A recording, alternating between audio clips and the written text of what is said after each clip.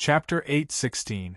Tens of thousands of stars shone down from the sky, illuminating Granny Mo's body, which had become younger.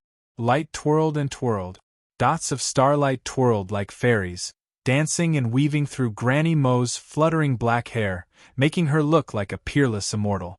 Xiao held a long mace in her hand, which was the original crutch in her hand. The pitch-black crutch transformed, and the sawdust fell off, turning into a long golden mace. The long mace had mysterious patterns on it. It was the heavenly secret Holy Land's god-slaying weapon, the god-slaying mace. Mo-Cha's dozen doppelgangers each held a trident, emitting a terrifying aura. Every time they swung their tridents, pitch-black nether chi would be released, causing the air to buzz.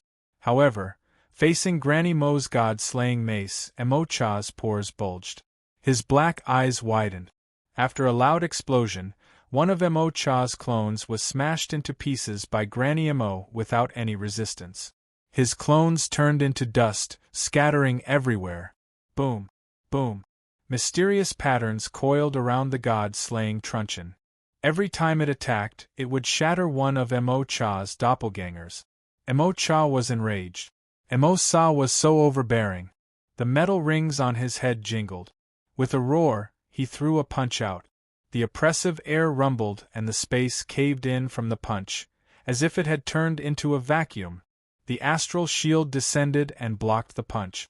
Ripples flowed on the surface of the shield.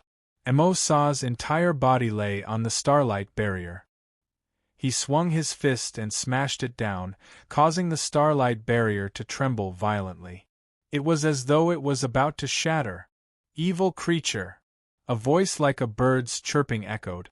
A moment later, the god-slaying mace struck. The air was torn apart. Boom! Mo-Sa's punch collided with the god-slaying mace. Mo-Sa's body was struck by lightning, falling from the sky. He landed on the ground, stirring up a cloud of dust. The heavenly secret Holy Land disciples on the ground hurriedly moved away. Of course, the half-step deities from the heavenly secret Holy Land, as well as some sect masters who had ignited one divine flame, also cheered. Mo-Sa crawled up from the ground. There was a wound on his body, and there was a sizzling sound coming from the wound. Mo-Sa was furious. He fiercely punched the ground with his fist. His body suddenly grew taller, and his muscles tore open. His originally 3-meter-tall body suddenly grew taller, and he became a 4-meter-tall giant. The giant's body was navy blue, and his eyes were scarlet red. Pieces of broken stone armor were scattered all over his body. "Tear everything apart!" Mo-Sa roared angrily, his eyes fixed on the disciples of the heavenly secret Holy Land. Boom! The giant moved horizontally and opened its mouth wide, revealing its ferocious fangs as it pounced towards the disciples. Saliva dripped from his mouth, and a crazed expression appeared on his face. He wanted to devour all the disciples of the Holy Land. Granny Mo floated in the void like a banished immortal. Her eyes moved and her brows furrowed. She exhaled softly. "Everybody back off. Back to the heavenly secret main hall," Granny Mo said calmly. All the disciples were frightened. Then, they retreated according to Granny Mo's order. They retreated to a low building in the middle of the Holy Land. Granny Mo raised one of her hands, and a star array formation started to revolve in her palm. She waved her hand, and the star compass descended. Buzzing sounds arose. Suddenly, it covered the heavenly secret Holy Land's disciples, including the half-step divine spirit realm and the sect master-level existences. "Damn it! My food!" Mo-Sa was enraged. He dashed forward, crushing the air. He punched the star compass barrier. However, he was unable to shake the formation in the slightest. In fact, he was even forced to take a few steps back by the formation's counterforce and fell to the ground on his butt. Swish! Sonic booms echoed. Mo-Cha's flying speed was really fast. In just a blink of an eye, his remaining clones shuttled through the air. Thousands of strands of nether energy diffused. They turned into a giant demon head, which looked ferocious and terrifying. It raised its hand and patted Granny Mo. Granny Mo watched indifferently. The god-slaying mace shot out. Gold light shot everywhere. It pierced through the demon's palm, leaving a big hole. Buzz, buzz, buzz. Mo Cha's clones flew out, crouching on the star compass barrier. His trident pounded. Sizzle, sizzle. Starlight scattered. The star compass barrier was about to shatter. Crack, crack, crack. The heavenly secret Holy Land's disciples took in a breath of cold air. How could that demon be so terrifying? Even Granny Mo's star compass barrier was about to explode? Mo Sa, who was on the ground, was enraged.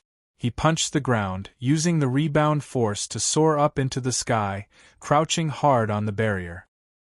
He raised his head and pounded. His mouth opened, biting hard. The astral shield flickered, energy dissipated, and gradually dimmed. Granny Mo's eyes gazed at the two demons, exhaling softly. Boom! Finally, the star compass barrier exploded. Mo Sa's face beamed a crazy smile. Food! Food! His big hand rose, aiming at Granny Mo. Everybody's hearts tightened, looking at Granny Mo worriedly. Granny Mo was still calm. The divine altar above her head sparkled, and the divine flame bloomed. I am Oliuli.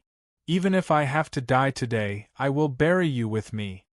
The star compass barrier shattered. Granny Mo knew that she couldn't escape her fate. Since that was the case, she would kill. Buzz. Granny Mo held the god-slaying mace, dashing toward Mo Sa and Mo Cha. System. If I want to find the Acheron grass and the flower of helplessness, do I have to go to the netherworld? Do you have a way to take me there? Bufang leaned on the stove, asking the system. Shortly after, the system's serious voice arose. Systems transportation array. You can go to the ends of the earth. Bufang knew about the system's transportation array. No matter what, he had to rely on that transportation array every time he went out. It wasn't bad. I can go to the netherworld? Bufang was curious. The system didn't answer Bufang. It seemed it didn't think it was necessary to answer his question. Bufang was sure, but he was a little moved. If he could find the Acheron grass and the flower of helplessness, he could start to brew the Acheron helplessness wine. According to the system's evaluation, the Acheron helplessness wine was much better than the Iceheart Jade Urn wine and the Frost Blaze Path Understanding brew. Thus, Bufang's heart was moved. Since he was moved, Bufang made up his mind to go to the netherworld. Bufang rubbed his chin and placed the porcelain cup back on the table. Then, he strode out of the kitchen. He went to the restaurant. The Lord Go was sleeping under the Path Understanding tree. Of course, Bufang couldn't go to the netherworld alone. Anyway, the Lord Go and the netherworld woman were familiar with the netherworld. If Bufang brought them along, it would be easier. Moreover, Bufang knew that the netherworld was much more dangerous than the Hidden Dragon continent. Host, please note that with your current cultivation level, you only have 3 days to go to the netherworld. After 3 days, the system will force you to return. The system solemnly said to Bufang. Bufang's cultivation level was only at the Divine Soul realm with a 1-step soul ladder. This level of strength was nothing in the Hidden Dragon continent, let alone in the netherworld. The netherworld was much more dangerous than the Hidden Dragon continent. Bufang patted the Lord Go's head, then knocked on the netherworld ship. Lord Dog, who was sleeping soundly, suddenly opened his drowsy eyes and looked at Bufang with a puzzled expression. Why did Bufang young man wake up the Lord Go in the middle of the night? Did he want to cook sweet and sour ribs for the Lord Go? You slowly got out of the netherworld ship, looking at Bufang with a puzzled face. Facing this man and dog, Bufang was a little embarrassed. However, after thinking about it, for the sake of the Acheron wine of helplessness, Bufang decided to ask. I want to go to the netherworld. Bufang said. What? The Lord Go and you were bewildered. To be more precise, I want to go to the hell of the netherworld. I want to pick the Acheron grass and the flower of helplessness, added Bufang. The Lord Go squinted at Bufang. The acheron grass? The flower of helplessness? With your weak chicken cultivation base? The Lord Go snorted. You also nodded in agreement. The hell of the netherworld is much more terrifying than the ruined prison. The level of the realm is higher. With your cultivation base, the spirit beast guarding the acheron grass can blow you to death with just one breath. How will I know if I don't try? Bufang said seriously. He had made up his mind. The Lord Go won't go with you. Stealing the acheron grass is not something the Lord Go can do, Blackie yawned, its gentle and magnetic voice echoing. You should ask that clown Hades to do this. He's more experienced. Nethery, who was standing to the side, nodded in agreement. Bufang blinked his eyes. Right, there's still Hades' era. The corners of Bufang's mouth rose. Then, he walked to the restaurant's entrance. Opening the door, a handful of spicy strips appeared in his hand. Thick oily juice rolled down from the spicy strips, dripping on the ground. The aroma of the spicy strips wafted out, slowly filling the air. Buzz in the dark night, a beam of light appeared at the speed of light. In just a blink of an eye, it appeared in front of the restaurant. Its eyes brightened as it gazed at the handful of spicy strips in Bufang's hand. Bufang, young man, you're worthy of being the young man I values. Are these spicy strips for I? Hades' era grinned, looking excitedly at the handful of spicy strips in Bufang's hand. Indeed, as soon as the spicy strips appeared, Hades appeared. Come in and talk, Bufang said. Then, he pulled Hades' era into the restaurant. 10 spicy strips to accompany me to the netherworld's hell. Bufang looked at Hades' era seriously. Hades was bewildered. Go to the netherworld's hell? Then, he looked at Bufang with an odd expression. Bufang, young man, what are you going to do in the netherworld? Take a walk? The netherworld's not interesting at all. If you have the time, why don't you make more spicy strips? 9. Bufang said, his face emotionless. TSK. Going back to the netherworld's hell is not interesting. Hades was conflicted. 8. Bufang's eyes widened. Hades's face was filled with pain. He clutched his heart, gasping for breath. Don't reduce any more. 8 it is. I will accompany you. Facing the spicy strips, Hades chose to compromise. The corners of Bufang's mouth rose, handing the spicy strips to Hades' era. Then, he looked at Lord Go and you, who were lying by the path understanding tree. Let's go now. 2 people and a dog were bewildered. Leave now? Dots of white light emerged, congregating in the void. Then, they began to draw an array. The specks of light gathered very quickly, and in a short while, a magic array emerged.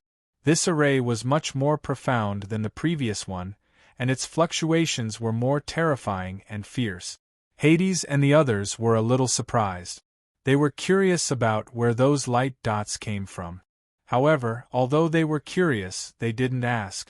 They just looked at Bufang, then followed Bufang into the array. We have a deal.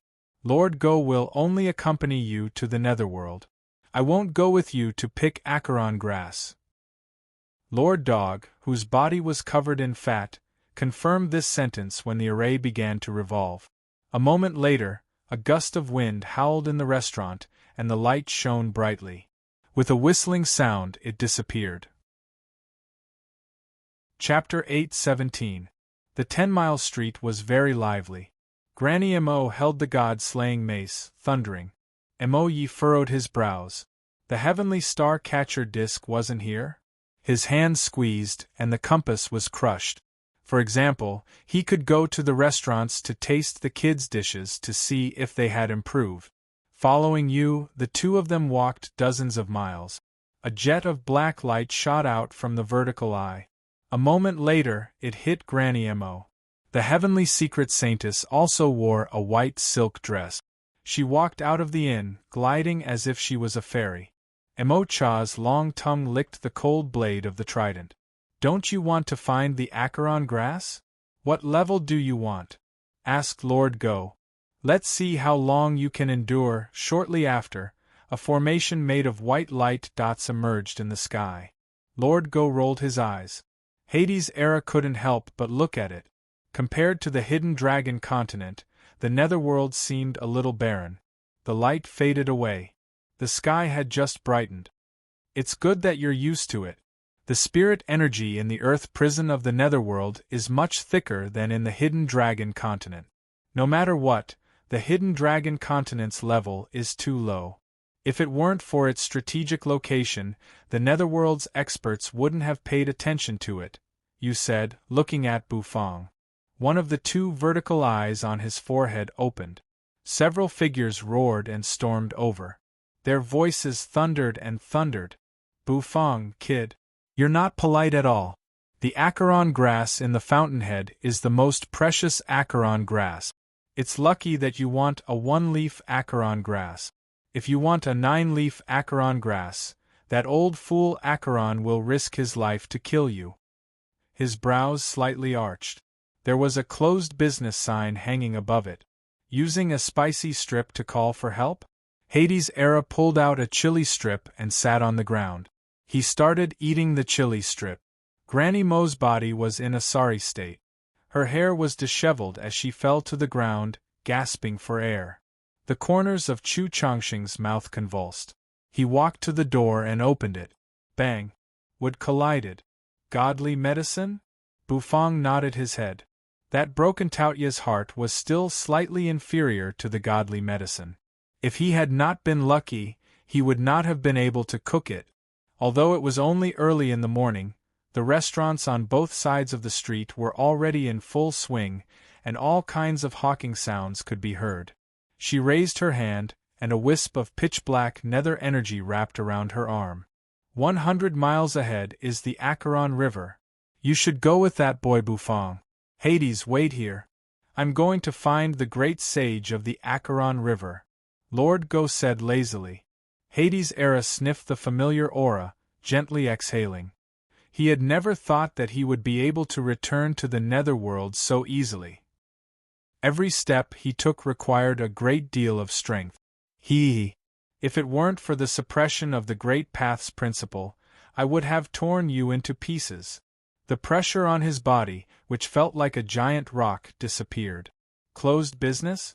A terrifying aura spread rapidly. It was as if a scorching sun was moving, and the array was soaring. Follow me. Earth prison isn't like the hidden dragon continent. It's very dangerous, you said. The velvet rope that was used to tie Bufang's hair was blown off by the wind, and his black hair fluttered. Yu's face was emotionless. The corners of her mouth twitched. Her elegant hands rose to cover her face. Smiling, the heavenly secret saintess didn't mind. She clasped her hands and turned around, heading back to the inn. Bufang nodded. He had been longing for Onerbu's wine, so naturally, he couldn't wait to taste it. You heavenly ethereal realm demons want the heavenly starcatcher disc, right? In your dreams. You'll never get it. These two. Something fishy was going on. Where are they? Why aren't they here? Chu Chongqing was bewildered. However, after staying here for so many days, he had gotten used to the facilities here. He had to admit that it was really convenient. Rumble. In the sky, holes appeared on Mo Sa's huge body. Pitch-black blood flowed out of the holes. Early next morning, Mo Cha roared. The wings on his back flapped, and he was about to run away. What did you say? You want to fight? Lord Go's dog ears twitched. He turned his head, squinting at Hades. Earth prison was immensely vast, and it was made of green stone mountains. Plants were sparse, but the thick spirit energy in the air was really amazing. Then why don't you go and chat? Lord Go, I'll wait here. Lord Go squinted at Hades. Then, he would start with Mu Cheng's restaurant. The bleak wind blew, and the heavenly secret Holy Land's disciples, who were shrouded in the formation, felt their hearts sink. Granny Mo's aura began to climb, reaching a terrifying level. Her body became dazzling, pushing the darkness away. After Xiao Bai had swallowed Yen Cheng's god-slaying bow, he had fallen into a state of evolution. He was still evolving, and no one knew when he would finish. Without the suppression of the Great Path's principle, he felt relaxed. The god-slaying truncheon swept across the void, completely shattering it. Its vertical eye was pitch black, with white halos twirling around it. That gust of wind turned into a tornado, rolling up the dust on the ground like a roaring dragon. Her hand, which was holding the god-slaying mace, was shaking slightly. Chu Chongqing was bewildered. Did that mean he had nothing to do today? Lord Go said. Then, he twisted his chubby butt and disappeared. Anyway, Bufang was interested in the divine herb. Shortly, they arrived in front of the Taotai restaurant. Nethery rolled her eyes, then pulled Lu Cheng's hand and walked forward. Heavenly secret holy land. The ground beneath Bufang's feet shattered, and a bestial roar resounded. The ground suddenly split apart, and a huge mouth lunged toward Bufang. Something's wrong. The heavenly star-catcher disc isn't here. Emo Cha squinted. Suddenly, his eyes widened as he screamed in rage. The earth prison of the netherworld is vast. The real divine herbs exist there. You will know later.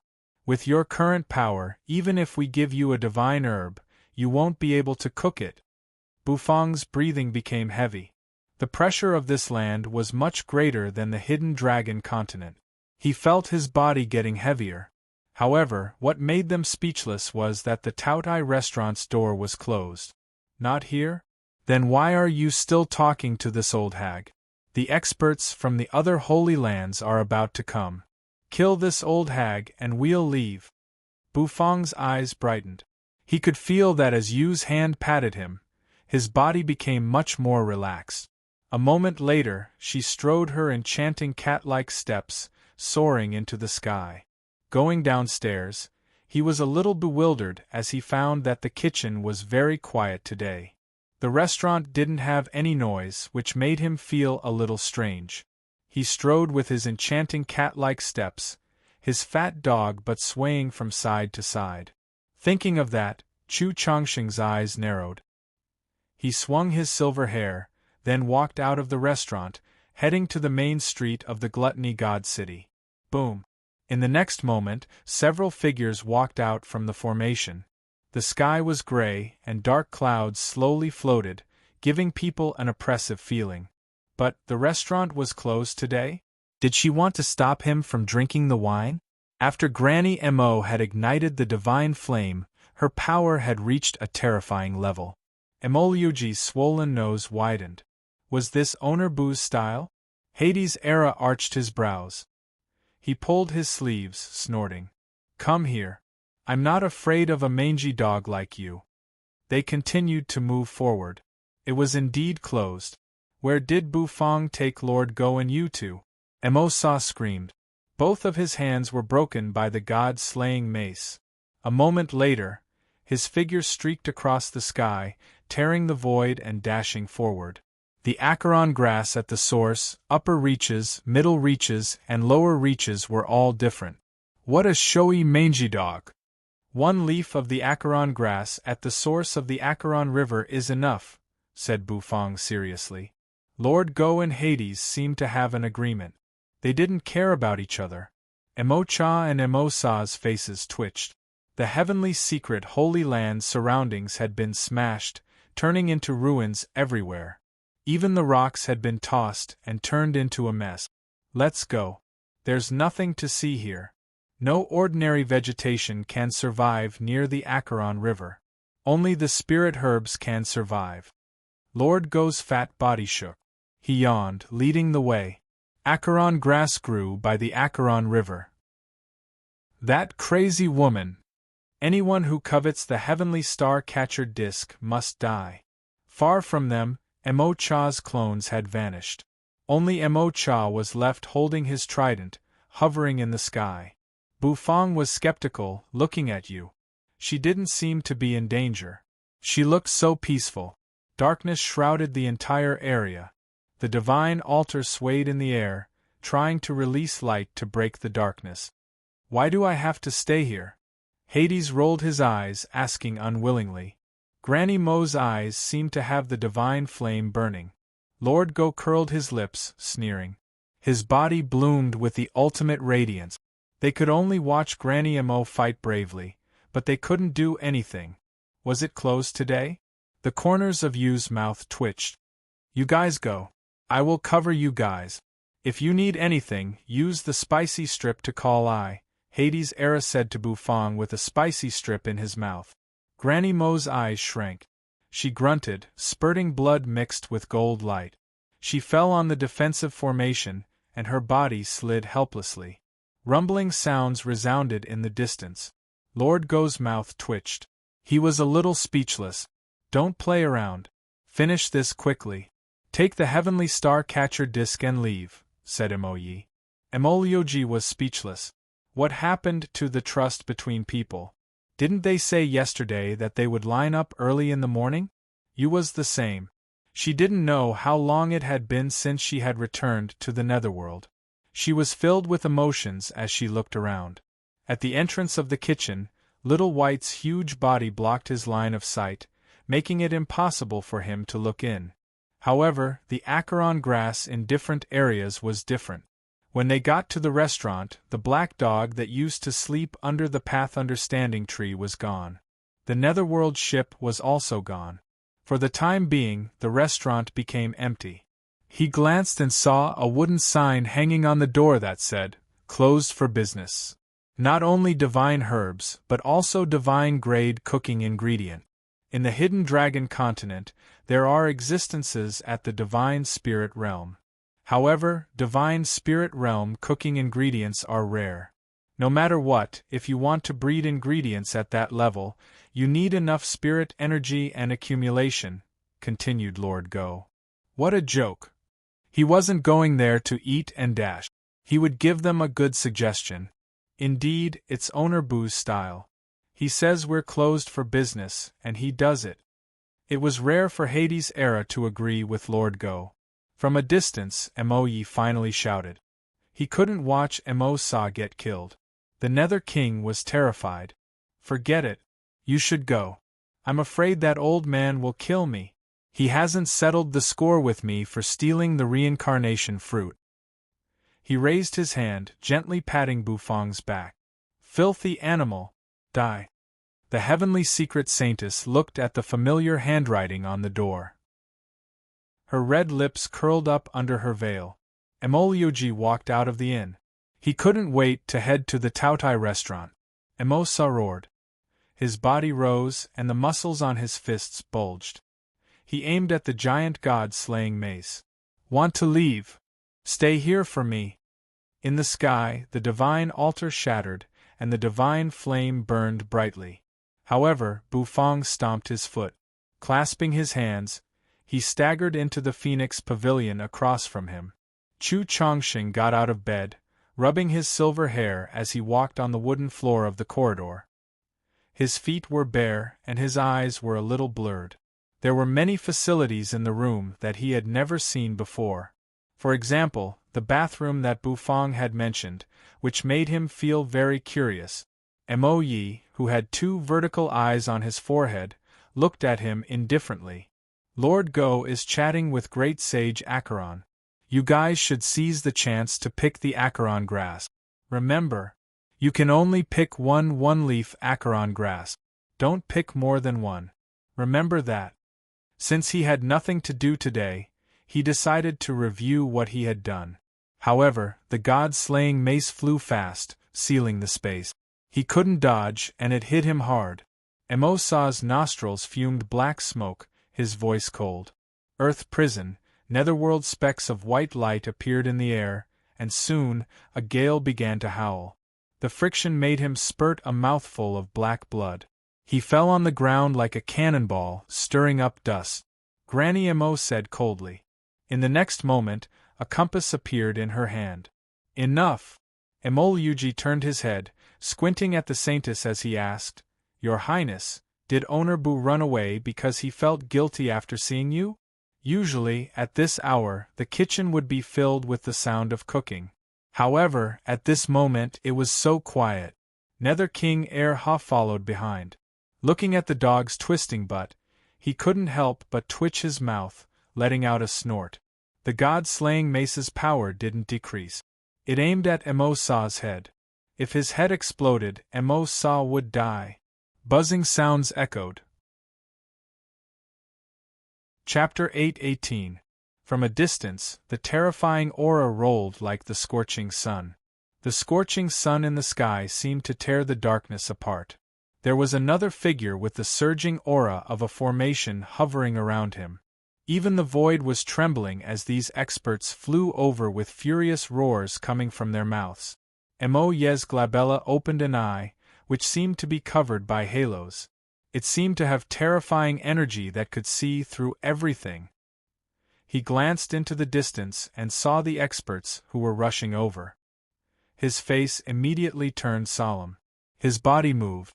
Like a leaf, he floated in front of Emo-Sa, single-handedly grabbing Emo-Sa's giant body. Emo-Cha also flew up from the ground, hovering in the void. He landed by Emo-Yi. There was a hideous wound on his back, and the flesh on that wound was squirming. However, because of the divine energy on the god-slaying mace, Emo-Cha's recovery ability had lost its effect. His wound couldn't heal fast enough. Damn! That stinky old hag! Emo-Cha wiped the black blood from the corner of his mouth. He was a little angry. Don't mess around. If the heavenly star falling disk isn't here, we should retreat. The reinforcements from the other holy lands are here. I can feel the terrifying aura of several divine spirit realm experts, said Emo-Yi. What? Those fellows are really efficient. Emo-Cha stuck out his long tongue, rolling it around his mouth. Emo-Yi indifferently glanced at Emo-Cha. You guys are too slow. Rumble! Rumble! From a distance, a gold shadow dashed over. His terrifying aura shook the void. 9 scorching suns hovered in the void. It was the martial technique of the Rising Sun Holy Land. No doubt, the reinforcements from the Rising Sun Holy Land were here. Moreover, they weren't ordinary existences from the Rising Sun Holy Land. They were experts at the Holy Saint Realm. The light emitted from his body pushed away the darkness. The Holy Saint's cultivation base was much stronger than Granny Mo's. Of course, the 3 Emo-Yi devils wouldn't be stupid enough to stay and resist the Holy Saint. Although they had torn the Great Path's principle first to come to the Hidden Dragon continent, they understood that even though the High Priestess had covered the Great Path for them, if they acted recklessly, they would still be suppressed by the Great Path. We should retreat for now, said Emo-Yi. Emo-Sa and Emo-Cha didn't say anything, but they agreed. The 3 devils soared into the sky, intending to retreat into the distance. However, the 3 demons soon narrowed their eyes. The reason for that was because an enormous formation descended from the sky and enveloped the 3 demons. A terrifying pressure instantly erupted, causing the 3 devils to feel immense pressure. Do you really think my Hidden Dragon Royal Court is your backyard? They can come and go as they please? The voice was faintly discernible. Then, a figure slowly descended from the sky. The ancient Jade Saint Sovereign's pitch-black hair fluttered in the wind. His eyes were deep as he made a hand seal to seal his aura. In the distance, 9 blazing suns were rapidly approaching.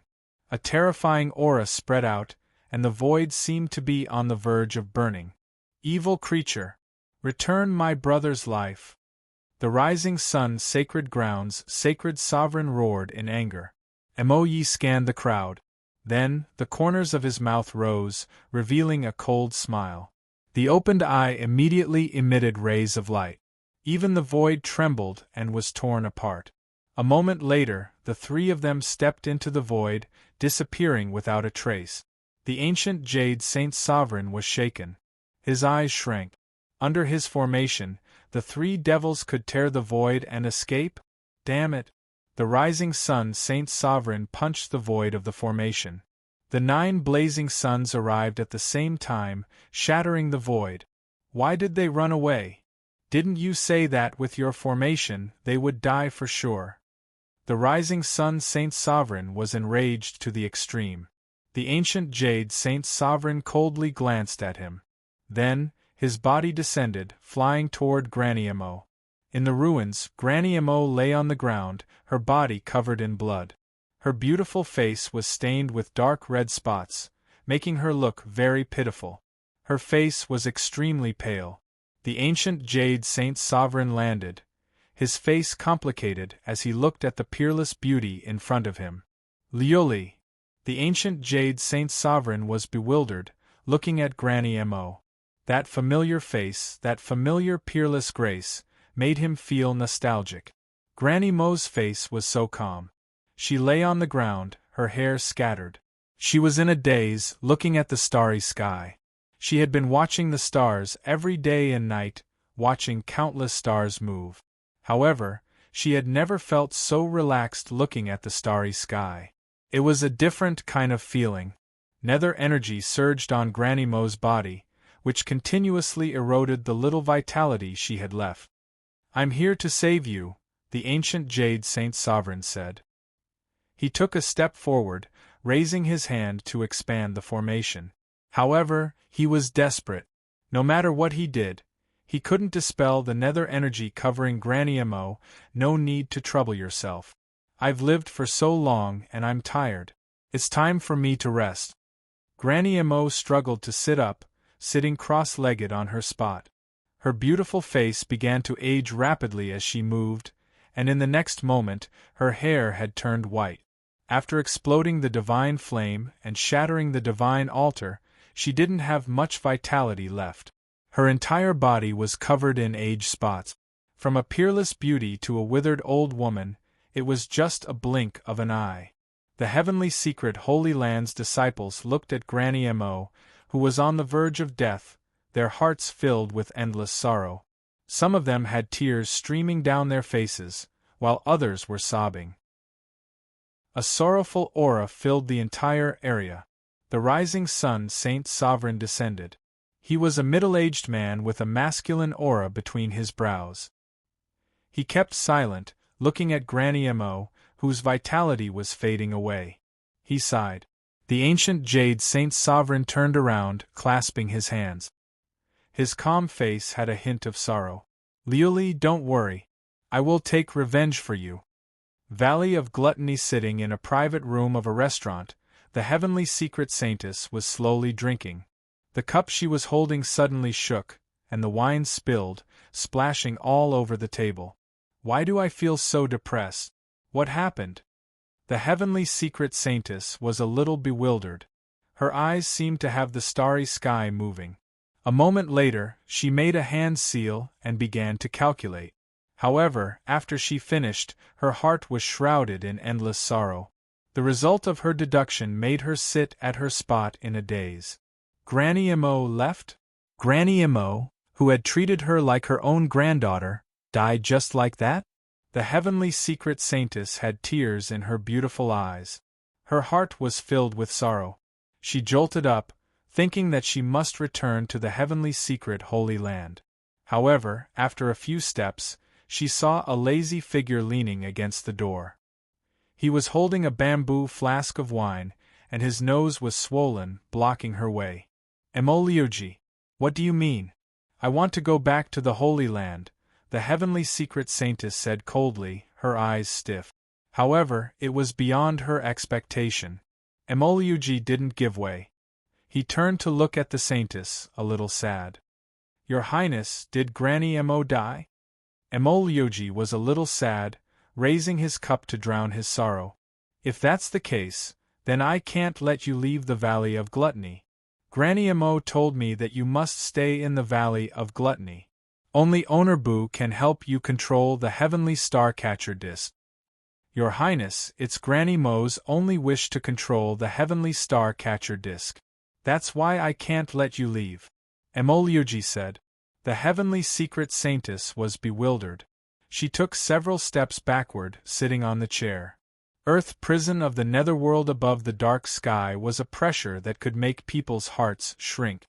A violent rumble resounded, and the ground shook violently. Bufang's face was emotionless. The ground he was standing on suddenly cracked and exploded, sending rocks everywhere. Roar! A loud and clear bestial roar resounded. A moment later, the ground under Bufang's feet cracked. A giant spirit beast opened its four-petaled mouth, trying to bite Bufang. The densely packed rows of sharp teeth would cause one's hair to stand on end just by looking at them. Yu's black eyes flashed. She raised her elegant hand, which had nether energy twirling around it. The danger of Earth prison in the netherworld comes from these savage beasts. You don't know when they will come out. Those beasts are really aggressive, said Yu. All of a sudden, her eyes were bewildered. She was about to take action, but she froze at her spot. A loud dragon roar echoed. The dragons might burst out, and a scorching heat arose. The heaven and earth obsidian flames sparkled, turning into a fire dragon, hovering around Bufang. A gold dragon bone kitchen knife appeared in Bufang's hand. The dragon bone kitchen knife enlarged, turning into a giant knife. Bufang hoisted it on his shoulder. The savage beast, which had opened its mouth to attack Bufang, was suppressed by the dragon's might. It couldn't move at all. Then, the knife slashed down. The spirit beast was cut in half, and blood gushed out. Is this the danger you mentioned? Bufang raised his head, his face emotionless. He looked at Yu in the distance. Yu's red lips twitched. She snorted, turning her head away. What? The meat quality of this spirit beast isn't bad. Bufang's eyes turned, falling on the spirit beast that was cut in half. In the next moment, the kitchen knife shrunk and spun in his hand. Then, he swung it down fiercely. 2 slices of white and tender spirit beast meat flew into the air. They floated above Bufang's palm. Bufang's palm had flames twirling around it, wrapping around the 2 pieces of spirit beast meat. Sizzle! Sizzle! Sizzle! The temperature suddenly rose, and the flames turned into dragons and snakes that swam around the spirit beast meat. The spirit energy seeped into every bit of the spirit beast meat. The spirit beast meat, which looked hard, softened instantly. Bufang's eyes brightened. Jars of seasoning emerged from the system-dimensional bag. Under Bufang's control, those seasonings were sprinkled. Shortly after, the 2 pieces of spirit beast meat were roasted until they glowed red, emitting a thick aroma. Do you want to eat? Bufang looked at Yu. You looked at him, her face emotionless. Then, she looked at the giant beast that was cut in half. She couldn't help but pout. Although this spirit beast wasn't strong in Earth prison, it was still a spirit beast at the divine soul realm with a 5-step soul ladder. How could it be barbecued? You thought for a while and decided to have a taste. No matter what, the aroma in the air was a little thick. Then, the 2 of them grabbed a piece of barbecued meat, eating while walking to the Acheron River. Aren't we too high profile? Bufang's mouth was covered with grease. He cocked his head, talking to you. Do you want to be low-key? It's okay. With Sir Hades here, it's okay to be high profile. You took a bite of the meat. The golden grease splashed. Steam rose from the meat, and the aroma assailed their nostrils. Rumble!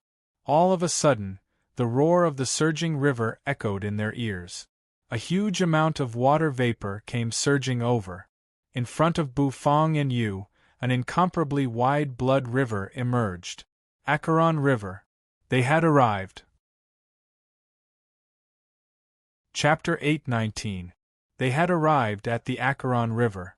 Bufang and Yu looked at the vast, surging Acheron River in the distance, bewildered.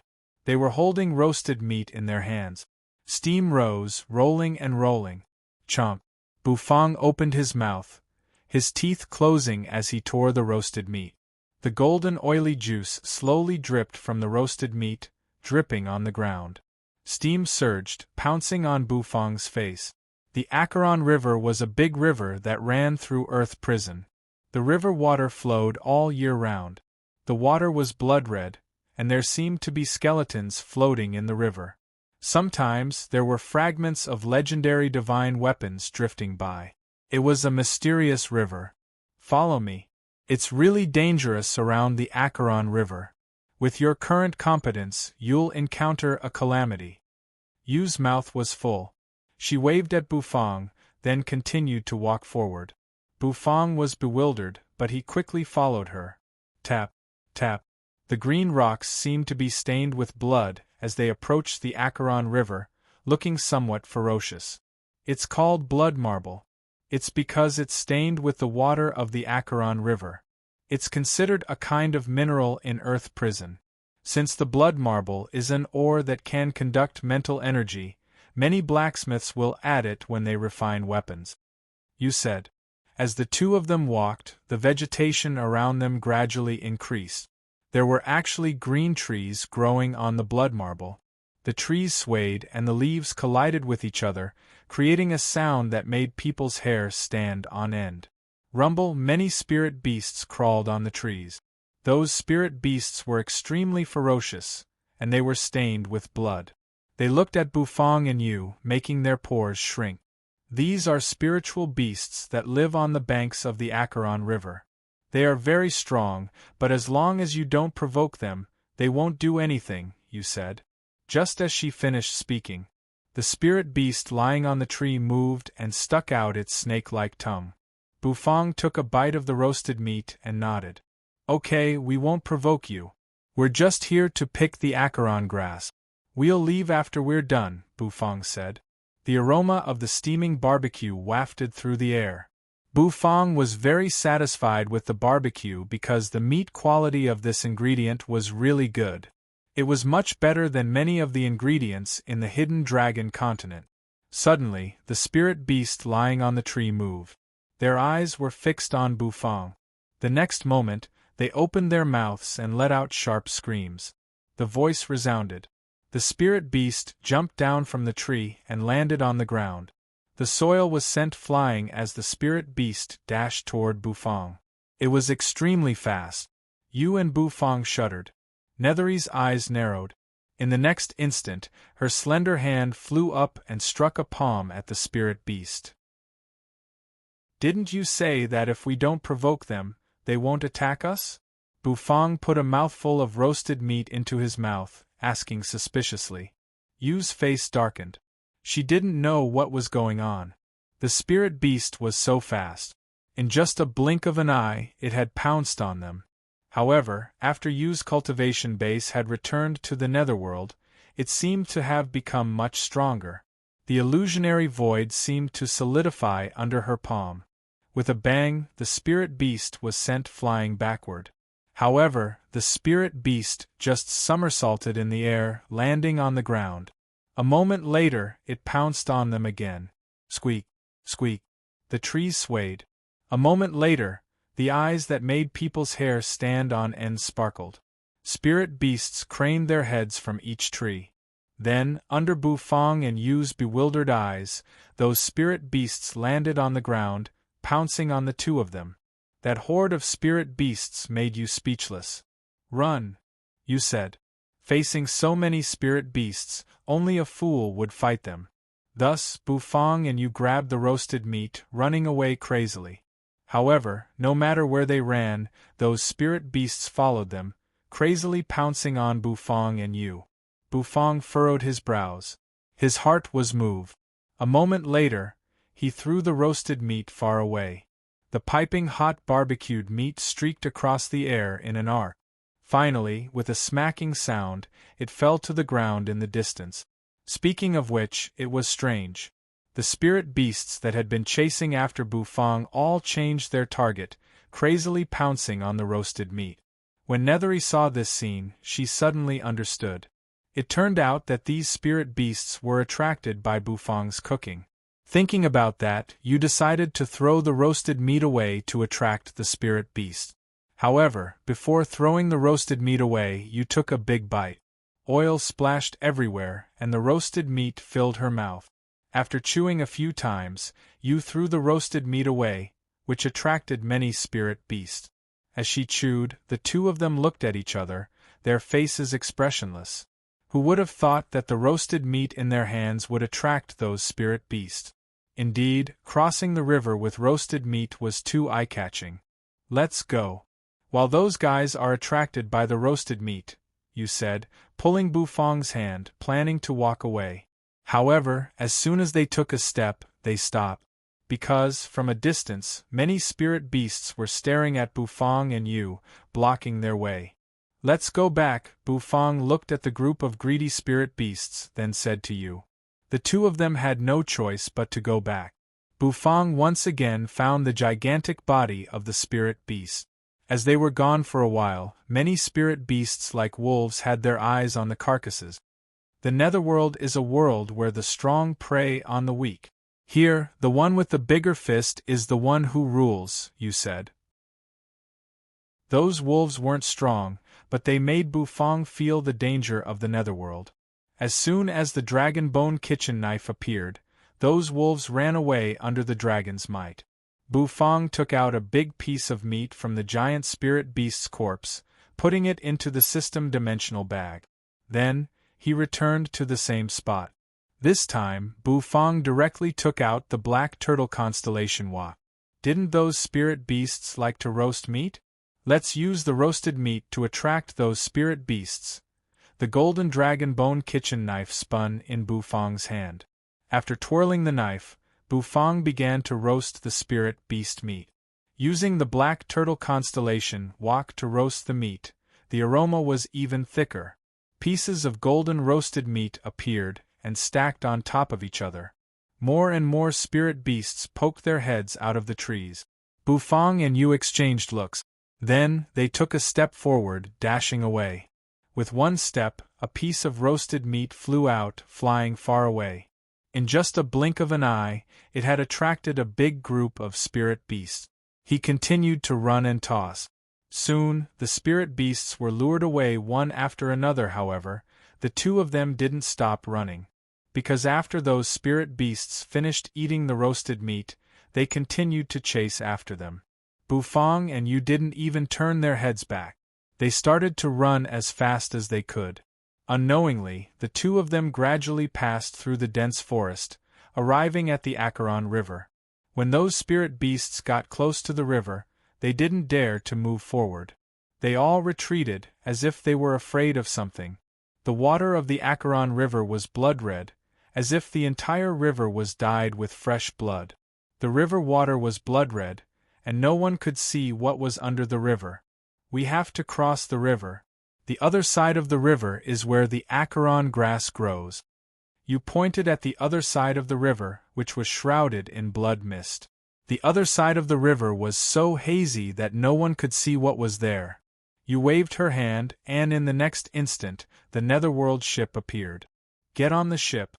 We'll cross it. With our strength, if we dare to cross the river in the air, we will be struck down into the river by a true terror. At that time, we will be corroded into bones.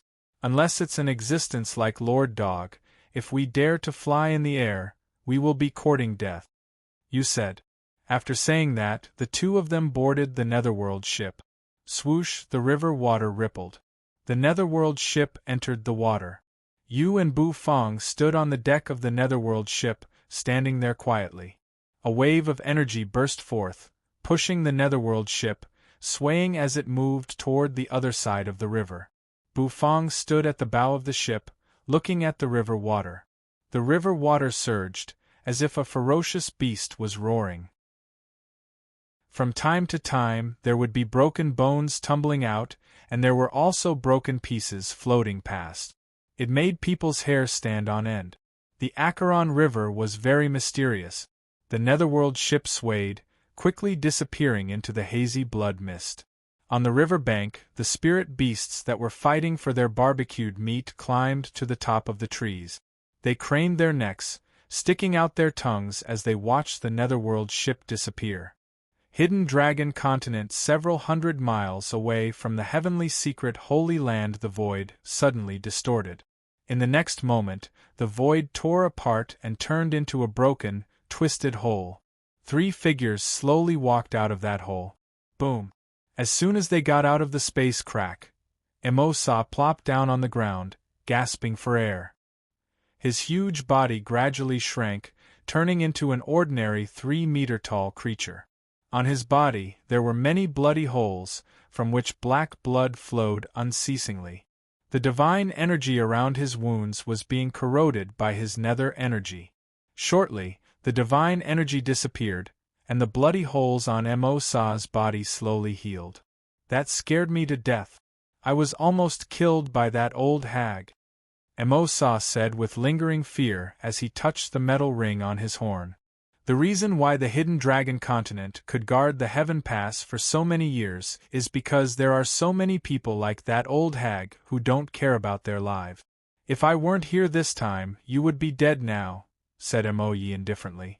The vertical eye on his forehead closed, resuming its calm state. Mo-Cha's wings flapped. He was a little angry as he wiped the corner of his mouth, wiping away the black blood. Damn it! My senses weren't wrong. The heavenly star catcher disc should be in this heavenly secret holy land. You promised me, and now you've made a mistake. Tell me, do you want to die? Mo-Yi clasped his hands, indifferently glancing at Mo-Cha. Mo-Cha's entire body tensed. The Heaven Pass tribulation is about to begin. If we can't find the heavenly star catcher disc and bring it back, we will have to pay a big price to break the Heaven Pass. So, you should sense where the heavenly star catcher disc is right now. If you can't find it, you will die here. Mo-Yi seemed to be enraged. His eyes became extremely cold. The first vertical eye between his eyebrows opened slightly, and a cold light seeped out. Mo-Cha's body tensed, and several feathers on his back fell off. Don't. Big brother Mo-Yi, let's talk nicely. I'm going to sense it now. Mo-Cha waved his hand. A moment later, he closed his eyes, his mental energy scattering everywhere. All of a sudden, Mo-Cha opened his eyes wide, his face odd as he looked at Mo-Yi. Big brother Mo-Yi. I sensed it. Mo-Yi was bewildered. Where? That direction. Mo-Cha pouted, raising his hand to point in the opposite direction of the heavenly secret holy land. That direction was where the Valley of Gluttony was. Chapter 820. That direction? Mo-Yi frowned, looking at Mo-Cha as if he didn't trust him. It was because that direction was opposite to the heavenly secret holy land. It seemed to be a coincidence. He felt that Mo-Cha wasn't reliable anymore.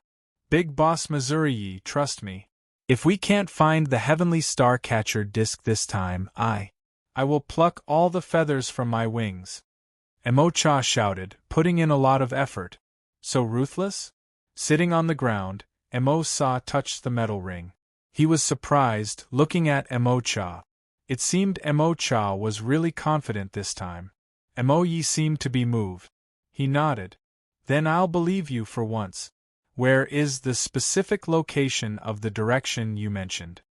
Asked Mo-Yi. Mwahaha. Let's go. If we get close to the heavenly star catcher disc, my feeling will become stronger. So, Big Boss Missouri, you have to trust me, said Mo-Cha. The wings on his back trembled, and he immediately turned into a pitch-black line that shot out. Mo-Yi clasped his hands, his long robe fluttering in the wind. The tip of his feet touched the void. His body broke through the void, flying after the other. Mo-Sa rubbed his head, pounding the ground. His body soared, flying toward that direction. Mo-Sa's flesh wiggled. Shortly after, the bloody hole on his body healed at a speed naked eyes could observe. Heavenly Secret Holy Land. The entire Heavenly Secret Holy Land was shrouded in sorrow. Granny Mo was dead. She had died to resist the demon. One by one, figures walked out of the array. They looked at Granny Mo, who was lying quietly on the ground, in despair. A mournful expression appeared on their faces. They kneeled on the ground, facing Granny Mo. Some were crying, while others had tears in their eyes. The entire Heavenly Secret Holy Land was shrouded in sorrow. The ancient Jade Saint Sovereign wore a white robe. His handsome face had a faint sorrowful look. Emoliuli was from the same generation as him. At that time, Emoliuli was so charming that she could make many men fall for her.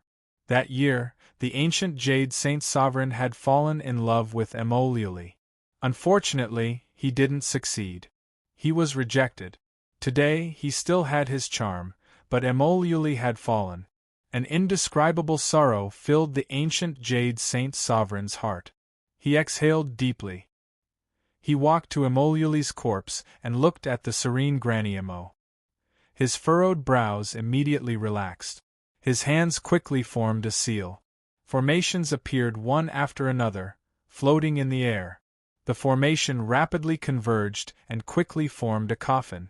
The coffin was completely forged by array formations, which were circulating and emitting a mysterious aura. After the ancient jade saint sovereign finished building the coffin, his body slightly shook and his face paled. Zhang Xian waved his hand. Granny Mo's figure suddenly floated up from the ground and slowly landed in the array coffin. Rumble! With a muffled sound, the coffin's lid closed and covered Granny Mo's corpse. Senior Ancient Jade Saint Sovereign. What do you mean? Granny Mo is a member of my heavenly secret Holy Land. You can't take her body away like this.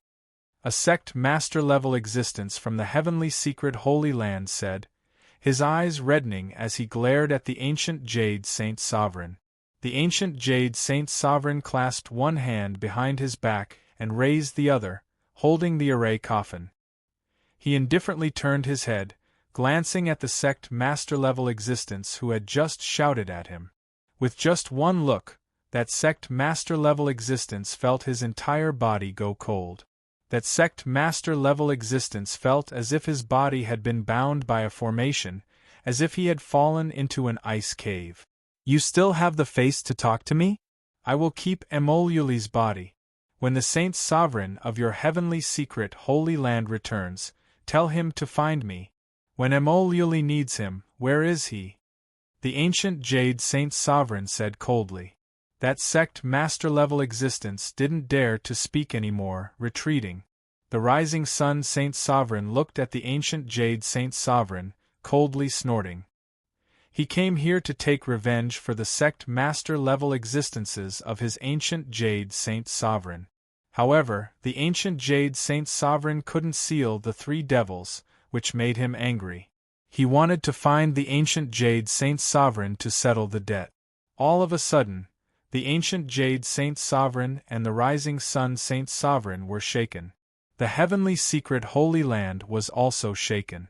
A moment later, a long voice arose from the main hall of the heavenly secret Holy Land. Woo woo woo woo. It was the sound of a horn being blown. The ancient Jade Saint Sovereign's eyes shrank as he held the coffin array. His face became stern. The rising sun Saint Sovereign cursed, clenching his fists. Damn it! The Heaven Pass tribulation has begun. We should go to the hidden dragon Heaven Pass, the ancient Jade Saint Sovereign sighed. The rising sun Saint Sovereign was so unwilling. If we go to the hidden dragon Heaven Pass, what should we do with those three devils? Without us, who can stop those three devils? Should we rely on the heavenly secret Saint Sovereign who's in the endless sea? The rising sun Saint Sovereign clenched his fists, hissing. However, it was beyond his expectation that the ancient Jade Saint Sovereign was calm. He didn't seem worried at all. No need to worry. Those three devils have used the Great Path's principle to enter the continent because of the heavenly secret Holy Land's heavenly star catcher disc. How could Granny Mo not know their purpose?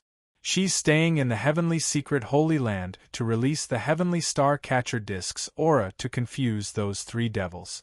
She's trying to buy time for the real owner of the heavenly star catcher disc. The ancient Jade Saint Sovereign said. If I'm not wrong, the ancient Jade Saint Sovereign's eyes sparkled. He couldn't help but think of the Valley of Gluttony. In the Valley of Gluttony, he had met Granny Mo. No doubt she had predicted something. The heavenly secret saintess was the candidate to control the heavenly star catcher disc.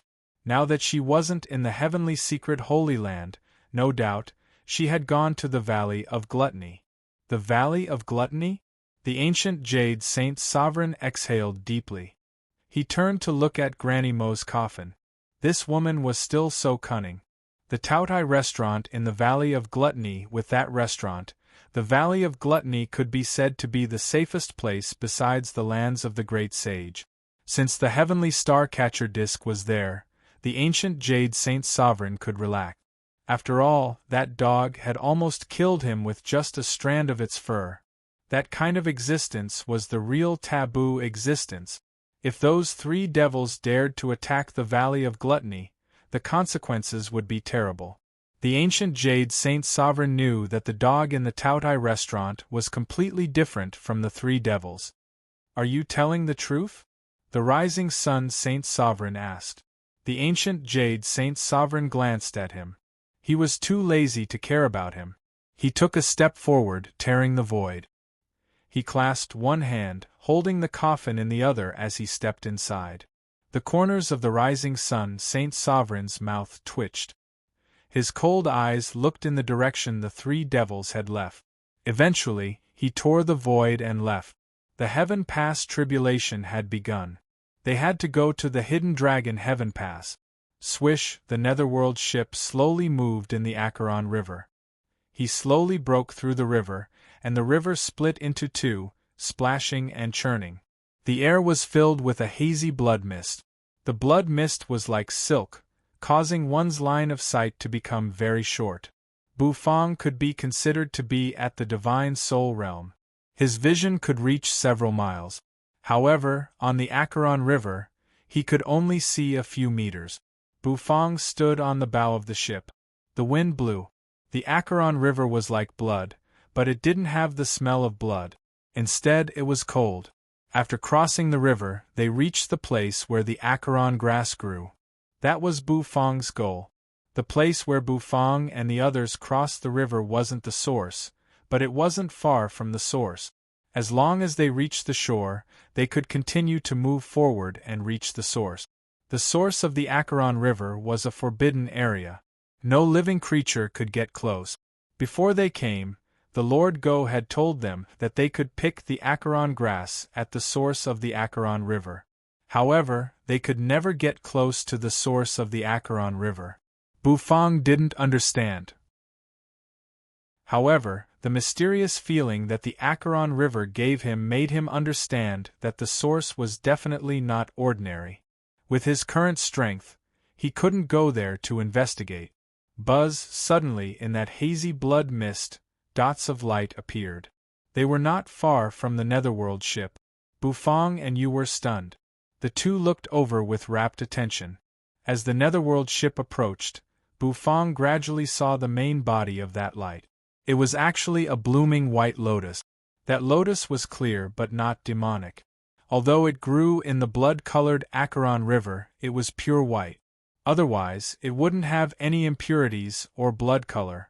Host, please note, detected a divine grade ingredient, senseless lotus. Host's strength is not enough, so you can't pick it. When he saw that pure white lotus, Bufang's mind seemed to be attracted by it. His entire being was immersed in it. However, the serious voice of the system in his head made Bufang startled. He was actually charmed by that white lotus. Senseless lotus? Bufang furrowed his brows. Divine grade ingredient, an ingredient that could make the system alert, was definitely not ordinary. Turning his head to look, Yu's pitch-black eyes were tightly locked on that white lotus. Her eyes were filled with confusion. Without a doubt, Yu was also charmed. She didn't have the system's alert, so she naturally couldn't wake up. Bufang raised his palm, gently patting Yu's face. The smoothness in his hand made Bufang's brows slightly twitch. Yu, who had been slapped in the face, suddenly woke up. Her whole body trembled. It's the senseless lotus? We actually encountered the senseless lotus? Yu gasped for breath, her eyes filled with horror. The senseless lotus was a divine-grade spirit herb that drifted in the Acheron River. Rumor had it that anyone who saw this spirit herb couldn't walk out of the Acheron River alive. Can I pick it? Bufang stared at the senseless lotus expressionlessly. He had an impulse to pick it up. The dishes cooked with this level of ingredient would definitely be delicious. However, after thinking about it, he gave up. The system had warned him that he couldn't pick it, and the Lord Go had also warned him that he couldn't touch anything except the Acheron grass. Hence, Bufang still didn't want to court death. The senseless lotus can't be touched. Those who want to pick the senseless lotus are all dead. This is a spirit herb full of disasters. You said. But the senseless lotus can break any curse in the world. Yu's eyes lit up. As a netherworld woman, she was exiled to the hidden dragon continent's space current. She carried a curse, so she naturally had a little desire for this kind of spirit herb that could break curses. Unfortunately, she was too weak. The netherworld ship continued to move, passing the senseless lotus. That divine herb continued to radiate dazzling light in the hazy blood mist. It was like a siren's song, attracting people and making them rush to their deaths like moths darting into a flame. After passing the senseless lotus, the netherworld ship's speed increased. Swish. Waves rose. Very quickly, the swaying riverbank suddenly became clear, because the misty blood mist had also thinned. See that? That's the Acheron grass. Nethery raised her fair and slender arm, pointing at the spirit herbs that were swaying on the riverbank, which were twinkling with light. These spirit herbs grew by the river, enjoying the nourishment of the blood-colored Acheron River. Under the nourishment of the blood-colored river, they had a cold, dark green color among these spirit herbs. Some had 1 leaf, some had 2 leaves, and some had 3 leaves. However, most of them were the 1-leaf Acheron grass. No matter what, the Acheron grass had 1 leaf for 1,000 years. Bufang's eyes lit up, and he immediately revealed a look of excitement. It was really the Acheron grass. Rumble. However, just as Bufang and you were excited, the Acheron River suddenly surged. A moment later, the river water surged, making an explosive sound. A giant shadow dashed out of the river. The blood-colored river water poured down like rain. Chapter 8:21. Thud, thud, thud, his feet stepped on the ground, causing the ground to tremble slightly. Emo-sa grinned, and the muscles on his body bulged like a small mountain. Their bodies were draped in black robes that obscured their figures. Emo-cha's wings flapped slightly. He soared up into the sky, his long tongue sticking out, rolling around. Buzz Emo-yi clasped his hands. His body floated in the void, his eyes indifferent. It seemed he was always calm when doing anything. Emo-cha and Emo-sa were really afraid of him. Sometimes, they would glance at him with fear in their eyes. In the ruined prison, Emo-ye's status seemed to be more noble than theirs, and his competence was more immeasurable. The 3 of them stopped, looking at the wall in front of them that looked like ripples. They all grinned. Boss Missouri-yi, my heart is beating faster and faster. This feeling. Yes, it's this feeling. Emo-cha's eyes opened wide, filled with excitement. His entire body couldn't help but shiver. The wings on his back flapped, and the black feathers on his back floated unceasingly. Is it here? It's such a low-class, confusing formation. Emo-yi rose his hand. His hand was green, and his nails were sharp and long. When the palm touched the translucent array formation, a rumbling sound rang out. The formation immediately melted like snow melting from ice. A gust of wind blew with water vapor, brushing against Emo-ye's face. His hair fluttered in the wind. The formation shattered, and the scene that had been confusing and distorting their vision emerged. It wasn't anything else. It was a whole world. Inside the continuous mountain range was a massive, glorious city. In the center of the city, a black stone stele shot up into the sky. Metal skyscrapers stretched across the sky. It was a bustling area. Emo-cha and Emo-sa gawked, dropping their jaws. This is a formation used by the people of the hidden dragon continent to confuse people's vision. Normally, if people who can't see through this formation come here, they will easily miss this intersection and walk the wrong path, said Emo-yi. To him, this so-called bewilderment array was simply too simple and crude. He had 2 vertical eyes, one of which could see through all illusions, while the other was an ultimate attack. Breaking this formation was only a matter of minutes. Let's go.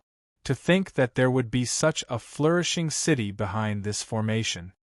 Emoyi was surprised. His body floated in the void. His toes didn't touch the ground as he drifted forward slowly. Emo-sa and Emo-cha exchanged looks, seeing the excitement in each other's eyes. Hee, there's food again. Kaki. We can have a big meal again. The two of them sneered, and in the next moment they quickly followed. The three of them traveled for a while before quickly coming to a stop. This was because there was a huge stone tablet erected on the road not far from them. 3 large words were written on the stone tablet in a flamboyant style. Valley of Gluttony. Valley of Gluttony? It seems to be a second-class force in the hidden dragon continent. It's weaker than any of the Holy Lands. Emo-cha looked at the words Valley of Gluttony, rubbing his chest. He could feel his heart beating faster. This time, he was absolutely right. The heavenly star-catcher disc was in the Valley of Gluttony. I don't care if it's a second-rate force or not. We're here for the heavenly star-catcher disc. Even if it's a holy land, we'll attack it, let alone this Valley of Gluttony. Emoyi said. He raised his head, and his vertical eye squirmed. However, it did not open. He looked toward the sky. The heaven past tribulation has already begun. We need to speed up. Kill. I'll have a good meal, and then I'll take the heavenly star-catcher disc. It's wonderful. Emo-cha laughed, his eyes excited. Emo-sa was also pounding the ground, causing it to crack unceasingly. After a while, the three of them continued to move forward, heading toward the Valley of Gluttony. Inside the Valley of Gluttony, Chu Chongqing happily walked out of the Noodle King restaurant. He patted his belly and swung his silver hair, his face contented. During these 2 days, Owner Bu wasn't home. As a waiter, he had nothing to do, so he ran around.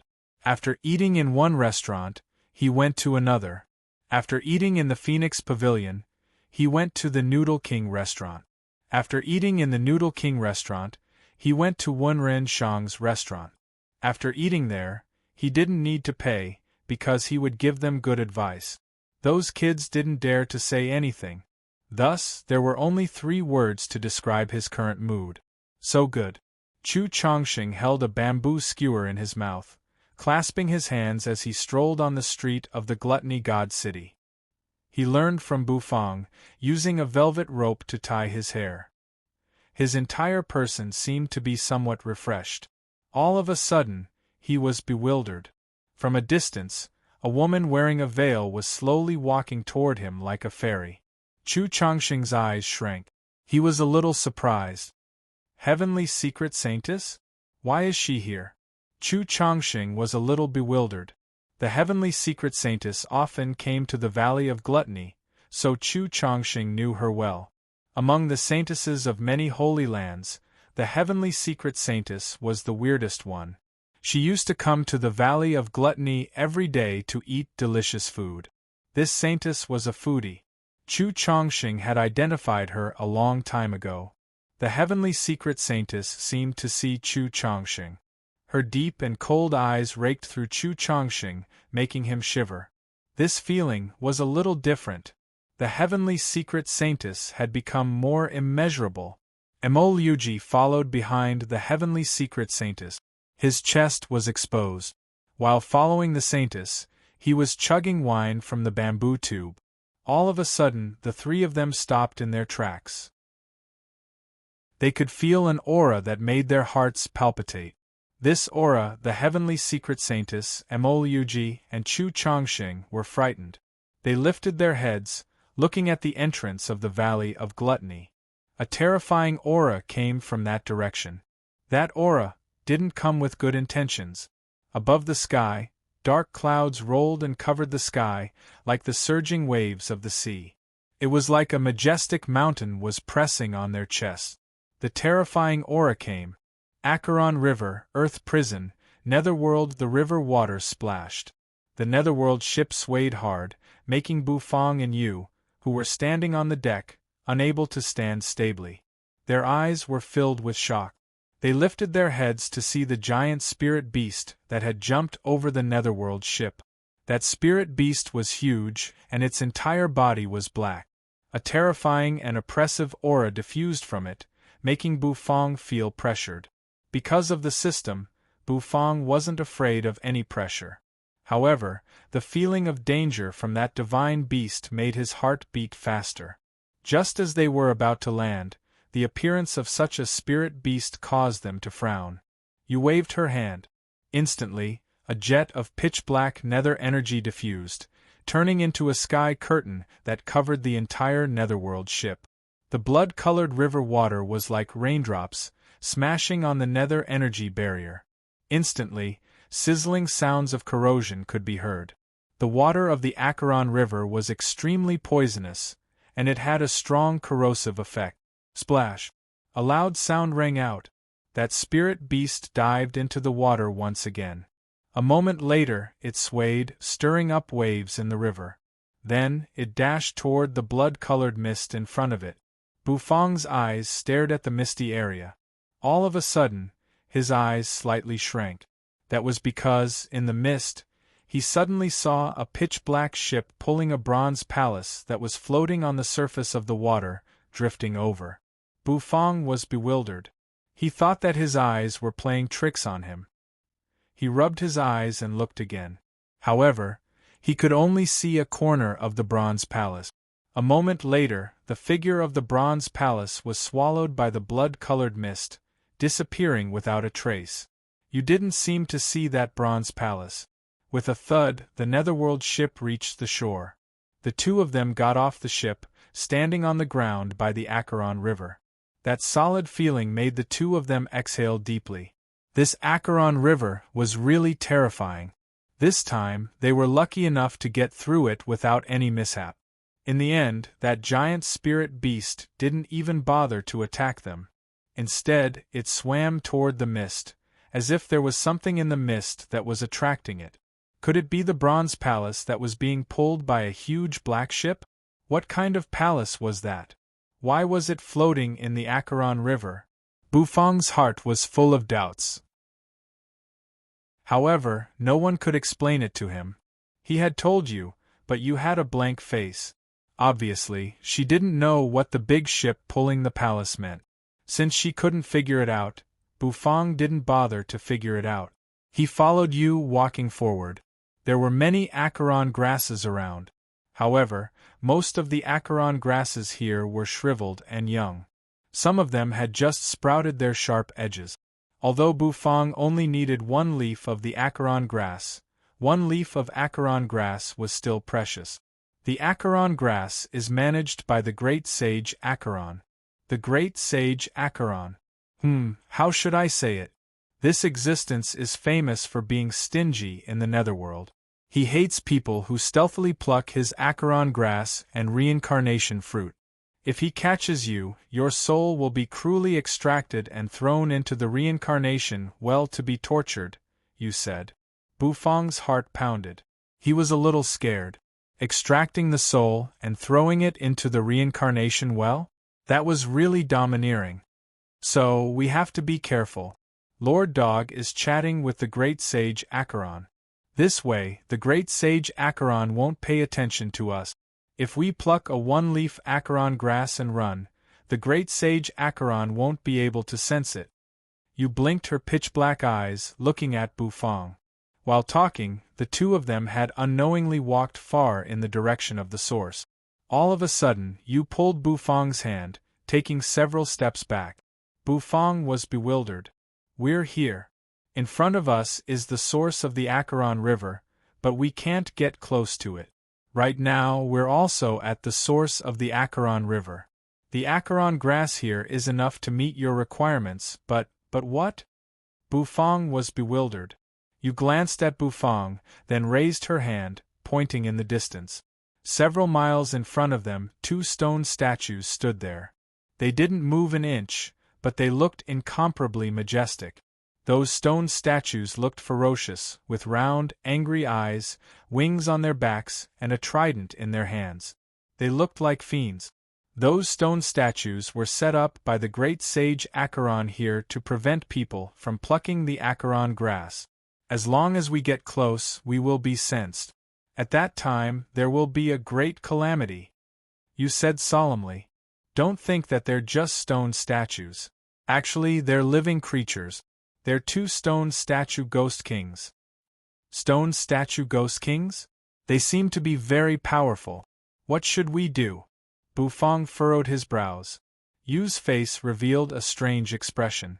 She glanced at Bufang, the corners of her mouth twitching. This is the time to show your real skills. The stone statue ghost kings are gluttons. You need to numb them with delicious food. That way you can find a chance to sneak in. Chapter 8:22. The stone statue ghost kings were gluttonous. Hence, you suggested to Bufang that Bufang cook something delicious to attract the stone statue ghost king's attention. Then, while the 2 stone statue ghost kings were paying attention to the food, they would sneak in, pluck a leaf of Acheron grass, and run away.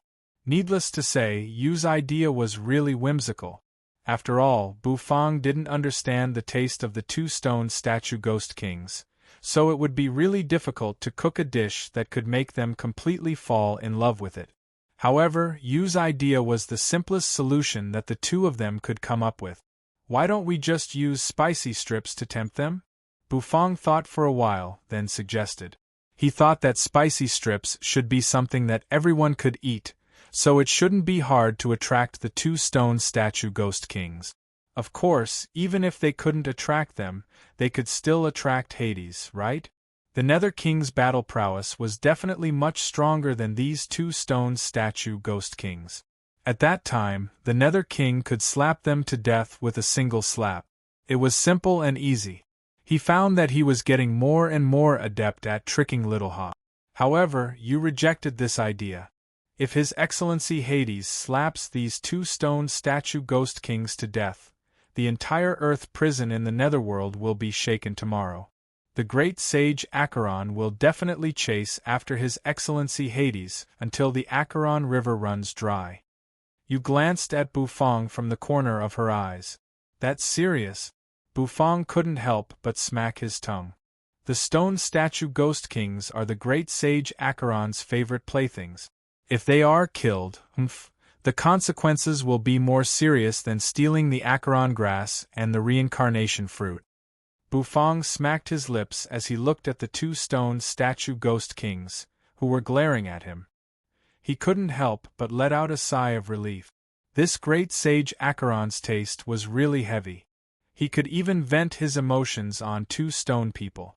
Therefore, the simplest and also the best method is to see the dishes you cook. If your dishes can't attract the stone statue ghost king, then there's really no hope for the Acheron grass. Don't think about breaking through by force. Any stone statue ghost king is an invincible existence in the hidden dragon continent. Do you think that we can break through it with our strength?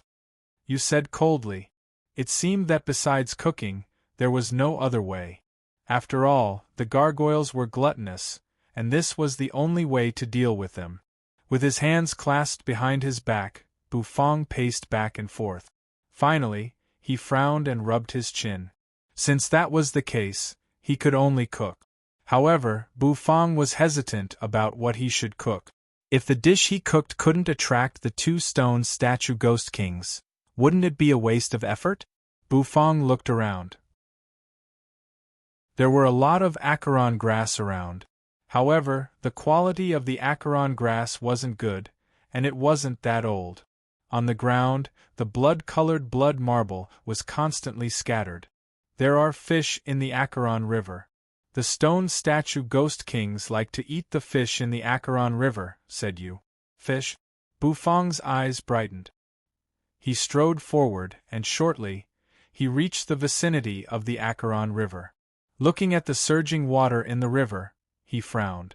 The blood-colored river blocked Bufang's sight. The water wasn't clear, and he couldn't see the fish swimming in the river. Were there really fish in the Acheron River? To this, Bufang was a little skeptical.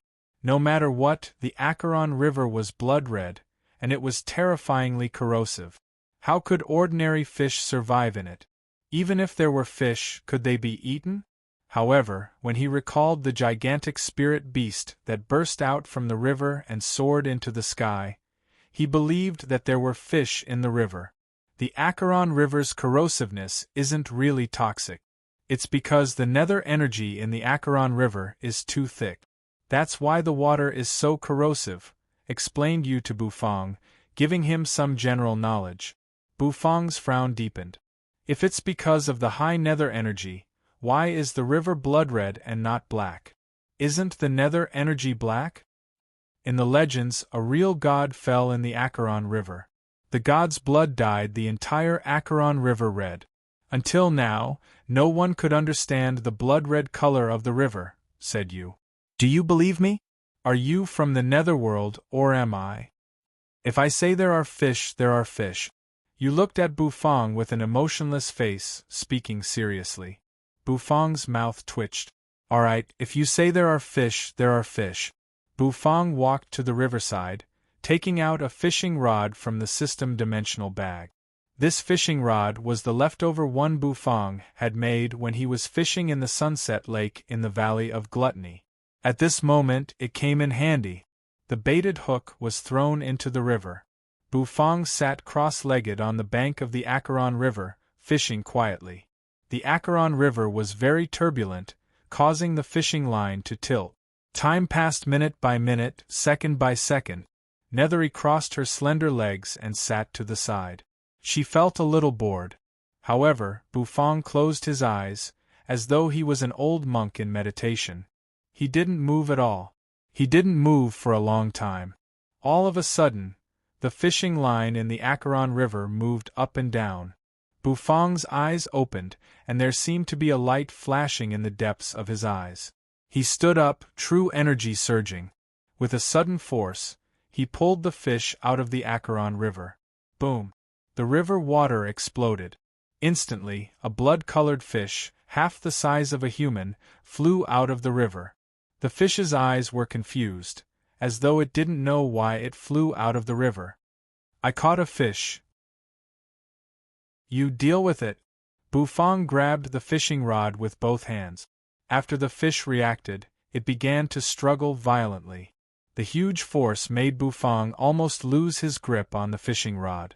Nethery stood up and dashed forward, dashing towards the swimming fish. Sizzle! Sizzle! However, as soon as you moved, the fish's body swelled up.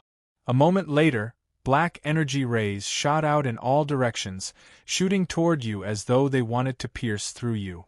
You raised her hand. Nether energy twirled around her, blocking the black rays. Her palm pushed forward, and the nether energy ruthlessly hit the fish's head. With a thud, the fish fainted, falling to the ground. Your luck isn't bad. You caught a weak fish. If you had caught a heavenly ethereal realm spirit beast, you would have cried, you said. Bufang glanced at her, and the corners of his mouth curled up. His hand moved, and the fish was pulled over. True energy covered his palm, grabbing the fish. However, his palm wasn't corroded. Indeed, it was as you had said. Although the nether energy in the river was thick and corrosive, the creatures and ingredients in the river weren't poisonous. This saved Bufang a lot of trouble. Taking out the dragon bone kitchen knife, Bufang killed the fish in the Acheron River.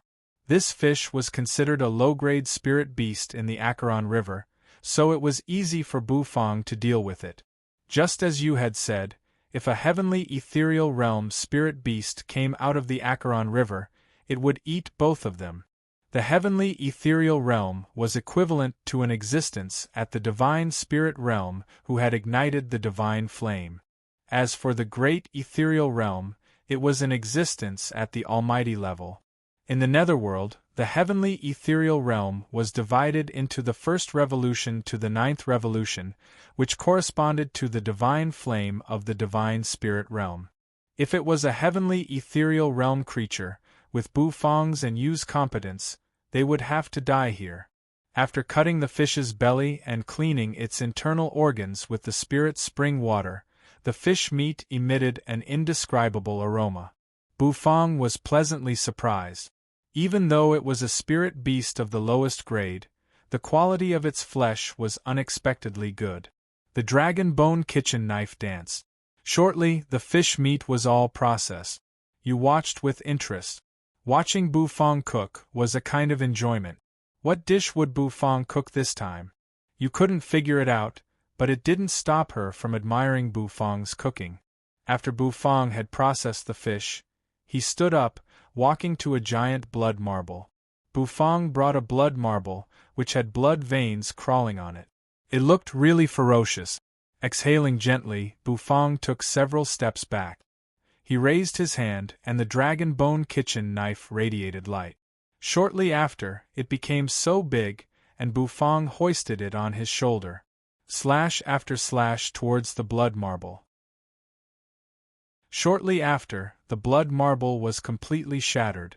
You gawked, dropping her jaw as she watched. Shortly after, a blood marble wok appeared. After Bufang's meticulous polishing, the surface of the wok became very smooth. However, it made you more skeptical. Didn't Bufang have a wok? Why did he have to make a wok? Today's dish is called blood marble wok fish. We'll use this blood marble wok, explained Bufang, looking at you, who was bewildered. Buzz, black smoke twirled, and the black turtle constellation wok emerged. Bufang took a step back, then opened his mouth, spurting a heaven and earth obsidian flame. The flame entered the bottom of the black turtle constellation wok, burning fiercely. While it was burning, Bufang poured the ingredients into the wok, starting to cook the soup. While he was cooking the soup, Bufang took out the fish. The dragon bone kitchen knife shrank. His palm pulled and sucked, and the dragon bone kitchen knife spun, making a knife flower. The next moment, the golden saber radiance shot out like a meteor flashing past. The knife skill was as fast as lightning, which dazzled you. Swish, swish, swish. The dragon bone kitchen knife glided through the fish, and a thin piece of fish meat was cut, flying up. It was long and thick, and the fish skin was wrapped around the meat, which looked really juicy. Gulp, gulp. Steaming hot air surged up and rose into the air. The soup was done. Bufang scooped it up, ready to use. He put the chopped ingredients into the black turtle constellation wok, then stir-fried them. He added oil and some abyssal chili sauce, which made the aroma of the ingredients in the wok thicker. He scooped up the wok, poured the ingredients into the stone wok, and added the soup. He spurted a heaven and earth obsidian flame under the wok, starting to cook. On the other side, Bufang started to process the fish meat. Half of the wok was filled with hot oil. After it boiled, Bufang took the fish meat, using his chopsticks to pick it up and put it into the wok. White bubbles rose. After the fish meat rolled up, he took it out and put it into the stone wok. After the tender fish meat was dipped in oil, it became elastic. As it was stewed in the stone wok, the aroma unceasingly gathered in the fish meat. With a bang, the golden dragon bone kitchen knife disappeared, and Bufang finished his dish. Blood marble wok fish. You gulped. The aroma lingering in the air made you salivate. It smelled so good. You felt that her mouth and nose were filled with the aroma of the fish meat. Holding the stone wok fish, Bufang looked at you, who was drooling. He couldn't help but twitch the corners of his mouth. This is for the stone statue ghost kings. If you want to eat it, go back to the restaurant and I'll cook more, said Bufang. When he was cooking the blood marble wok, he made a few more. When he returned to the restaurant, he could eat one more dish. You pouted her lips and nodded. She knew that if she could pick the one leaf of acaron grass, it would depend on whether this blood marble wok fish could attract the 2 stone statue ghost kings or not. No. There are 2 stone statue ghost kings. Shouldn't you make 2 wok? If you make 1 wok and it's really delicious, will they fight because of 1 dish? You was bewildered. Then, she suddenly thought of something. However, Bufang had brought the stone wok fish to the 2 stone statue ghost kings. Boom. Rumble. The thick aroma arose. The 2 stone statue ghost kings shivered. Crushed stones rolled. Their eyes turned, falling on the blood marble wok fish in Bufang's hand. Smells so good. A low, ear-piercing sound arose. A moment later, the two stone statue ghost kings move. Bufang's eyes sparkled. He quickly put down the stone wok fish. From a distance you dashed. Bufang stomped, following you. He turned into a straight black line, dashing into the area the two stone statue ghost kings were guarding. Chapter 8:23 Valley of Gluttony. Thump thump. Thump thump. Chu Changsheng's heart suddenly raced. Flows of majestic energy emitted from his heart, moving around his body in just a blink of an eye. He felt his entire body brimming with energy. His heart had fused with the Taoya's heart, so it had tremendous potential. If Chu Changsheng could fuse with this potential, his power and cultivation base would reach a terrifying realm. At least, it wouldn't be a problem to ignite the divine flame. However, at this moment, Chu Changsheng's face was so stern. His heart raced because of nervousness and fear. A terrifying pressure pressed down on him, making his heart beat faster. Chu Changsheng looked in the direction of the Valley of Gluttony's entrance. Something terrible was approaching fast. The sky there had turned pitch black, and it was rolling and surging. The heavenly secret saintess halted her step. She turned to look at the black clouds in the distance, making her eyes more profound. Emol Yuji furrowed his brows. He gulped down a mouthful of wine, his eyes becoming more ruthless. They're coming with bad intentions. This kind of murderous intent, this kind of terrifying aura, this time, the Valley of Gluttony would face a great calamity. Rumble! Rumble! Emosa's mountain-like figure was walking. Every time he took a step, the ground would tremble violently as if it was about to shatter. Some villages around the Valley of Gluttony were trembling. Their houses couldn't bear it and were about to collapse. Emocha laughed. The wings on his back opened and flapped, stirring up a gust of wind that sent rocks and sand flying. His eyes were filled with excitement. Looking at the Gluttony God City, his eyes became brighter. Mwahaha! I can feel the heavenly star-catcher disk's aura. Emocha smiled. Emoyi clasped his hands, his vertical eyes closed on his forehead. His body floated in the air, slowly moving forward. The villages around them were destroyed in just a blink of an eye. Behind them, thick black clouds rolled. The darkness attacked as if it wanted to swallow everything. The villagers fled in all directions with fear written all over their faces. Those three looked ferocious. They didn't look like humans. They looked more like the demons in the legends. When the demons came, who wouldn't be afraid? Emosa grinned. His feet stomped unceasingly, shattering the ground beneath his feet. His face was filled with excitement. It's all food, food! Emosa's mouth was dripping with saliva as he stared at the people who were fleeing in panic. Unfortunately, the strength of these food is too low.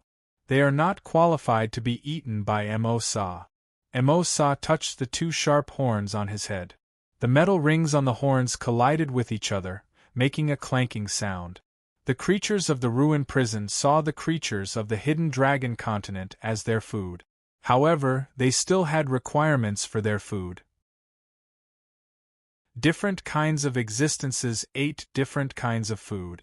Existences at Emosa's level didn't eat the ordinary people of the continent. Instead, it was a powerful expert. They were the experts of the ruined prison. Naturally, they wanted to eat the experts of the hidden dragon continent. This was the rule, because only the flesh and blood of experts could make them feel joy and excitement. Emosa, Emocha, and Emoyi didn't even bother to look at the villagers who were running away in panic. Their eyes gazed at the majestic Glutton God City in front of them. Inside the Glutton God City, many experts were releasing their energy, and the heavenly star-catcher disk's aura was shining. That was their target. Smells so good. This city smells so good. The entire Glutton God City was cooking. Of course, the aroma was thick.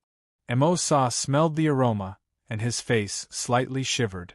The aroma of the food stimulated his taste buds, making him salivate uncontrollably. The guards on the glutton god city were frightened, looking at the three demons approaching.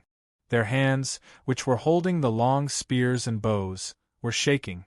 Those three demons were too terrifying. They were like demons that had crawled out of the abyss. They had brought them endless fear. Some of the guards couldn't even stand straight and fell to the ground on their butt. They were shivering and their eyes were filled with fear. However, as guards, they had to stay on the front line of the city.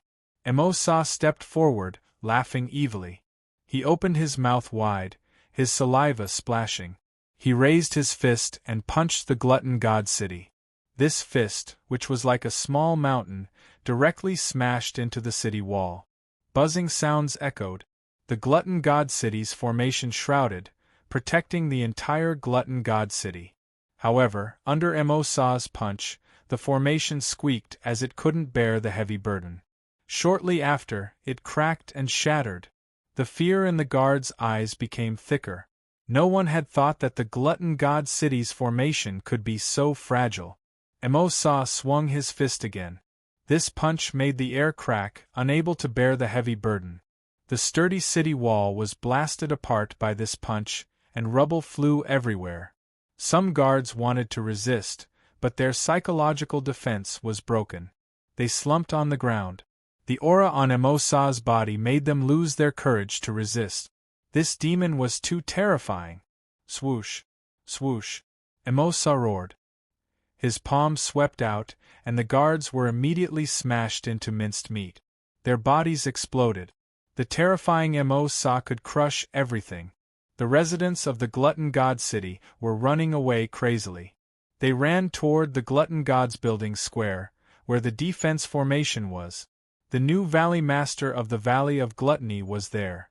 Staying by the Valley Master's side, the residents could feel safe. I remember now. This city is a famous food city in the Hidden Dragon continent. The best chefs of the Hidden Dragon continent are gathered here. No wonder why the air is filled with the intoxicating aroma of food. Emocha's wings flap. He took a deep breath, feeling refreshed. A moment later, the three of them entered the city. The scene of the city's residents fleeing in panic fell into their eyes, and it only made them sneer for a while. They didn't even bother to attack those weaklings. Emoyi was floating in the front. He clasped his hands, looking extremely aloof. All of a sudden, his eyes gazed at the three people standing on the long street like lightning. One was a silver-haired young man.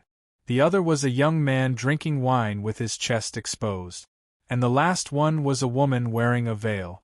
Her aura was ethereal, and she looked like a banished immortal. Those three didn't run away. Facing their terrifying pressure and aura, they didn't run away. That woman's aura is so familiar. Emocha flapped the black wings on his back. He cocked his head, squinting at the heavenly secret saintess. Then, his eyes widened and the corners of his mouth curled up. Yeah. It's you. The heavenly star-catcher disc is with that woman. As soon as he finished speaking, Emoye's eyes became sharp. The air around him became stagnant. That terrifying aura made Chu Chongxing and Emolyuji's legs shiver. It was a sign that they couldn't bear the pressure. However, they were still struggling to endure. The heavenly secret saintess's eyes were cold. She raised her jade-like hand. Her slender fingers made a hand seal. Instantly, a light blue star compass emerged above her palm. She gazed at Emoye's group of three, calculating quickly. The astrolabe spun faster and faster. In the end, with a cracking sound, it cracked open. It's you guys. The heavenly secret saintess shouted coldly. You guys killed Granny Emo. You're the executioners who killed Granny Emo. Boom! The heavenly secret saintess's aura surged, scattering everywhere. Waves of air rolled, shooting up into the sky. Emolyoji was shaken. He gazed at the three of them. Were they the culprits who had killed Granny Emo? Damn it! Chu Chongxing's silver hair fluttered as he exhaled. Although I'm not the great elder of the Valley of Gluttony anymore, seeing someone destroy the Valley of Gluttony like that, I'm still unhappy. So, when it's time to take action, I will take action. A moment later, the aura on his body changed completely. Soul ladders emerged above his head. 9 steps of the soul ladder appeared, and a divine altar bloomed radiantly. Earth Prison, Netherworld. Bufang placed the blood marble walk fish with a thick aroma on the ground. After that, Bufang didn't hesitate, turning around and running away. Following Nethery's body, he stepped into the area guarded by the 2 stone statue ghost kings. The 2 stone statue ghost kings moved. Their noses, which were made of stone, slightly twitched. In the next moment, their scarlet eyes lit up. The 2 stone statue ghost kings exchanged looks. Then, a pair of small wings grew on their back. As the small wings flapped, they flew toward the blood marble walk fish. Their attention was attracted by the blood marble walk fish. They didn't notice Bufang and Yu, who had just entered the area they were guarding. The blood marble walk fish was boiling, and the fish meat was bouncy and bouncing. The black fish skin and the white fish meat were soaked in the abyssal chili sauce soup, which made the dish's aroma so tempting. The 2 stone statue ghost kings arrived in front of the blood marble walk fish. Because of the heat, the blood marble walk fish became redder and more transparent. The blood-red lines on it seemed to come alive. The stone statue ghost kings' noses twitched. Then, they grinned and roared. The 2 stone statue ghost kings instantly showed their greedy and excited faces. Their bodies immediately shrunk and turned into 2 little stone men. They held small tridents and sat around the stone pot. Their sharp eyes shot out from the 2 stone statue ghost kings' eyes. In the end, the 2 stone statue ghost kings decided to play rock paper scissors to decide who would eat the fish. The stone statue ghost king who won would get a piece of the fish. With a slurping sound, a piece of bouncy fish meat entered his mouth. The stone statue ghostly king's eyes immediately lit up, and it nodded its head continuously. Its entire body danced on the spot, and it was extremely excited. The other stone statue ghost king swallowed his saliva. Instantly, he became anxious. He roared, signaling the other to continue the rock-paper-scissors game. However, in this round of rock-paper-scissors, he lost again. As the loser, he could only watch the other roll another piece of fragrant and delicious fish meat into his mouth, while the 2 stone statue ghost kings were playing rock-paper-scissors and eating the fish meat. Bufang and Yu had entered the area where the acaron grass grew. Swaying acaron grass grew by the riverside. Thick spirit energy filled the air, making people breathe in and out with majestic spirit energy. Bufang and Yu halted, looking at the acaron grass around them. They exchanged looks, showing a startled expression. Chapter 8:24. Bufang's and Yu's eyes almost popped out of their sockets. The dense, misty energy in the air seemed to condense into a solid substance, as if it was about to turn into liquid droplets and drip down. Bufang raised his hand, touching the stagnant liquid droplets in the air. The liquid droplets instantly dispersed, turning into dense spirit energy that diffused everywhere.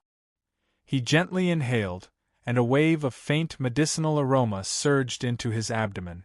This place looked like an herb garden, but at the same time, it didn't look like an herb garden. Compared to a regular herb garden, this place was too messy. The acaron grass continued to grow and sway. Its branches and leaves were slowly swaying, causing ripples. This should be the place where the acaron grass grew.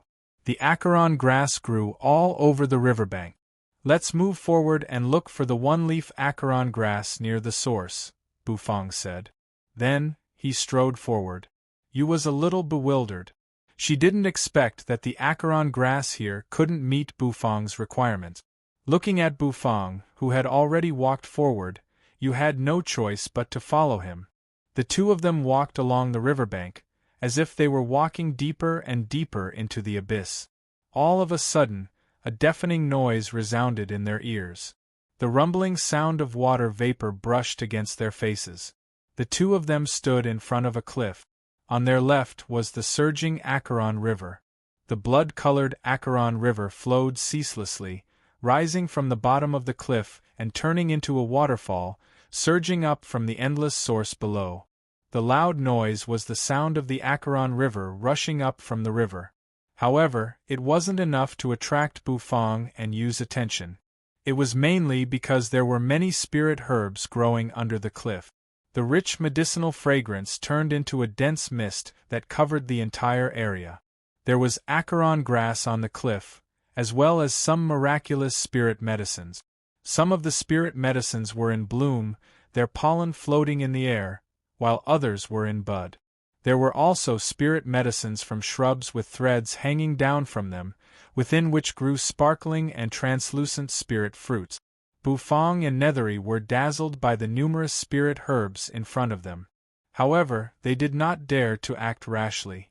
This was because a gigantic spiritual beast the size of a small mountain was entrenched in the middle of the pool of blood. It seemed to be a dragon-type spirit beast that looked like a large lizard.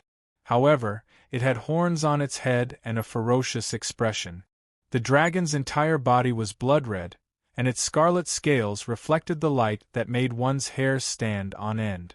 The giant dragon was lying on its stomach in a deep sleep.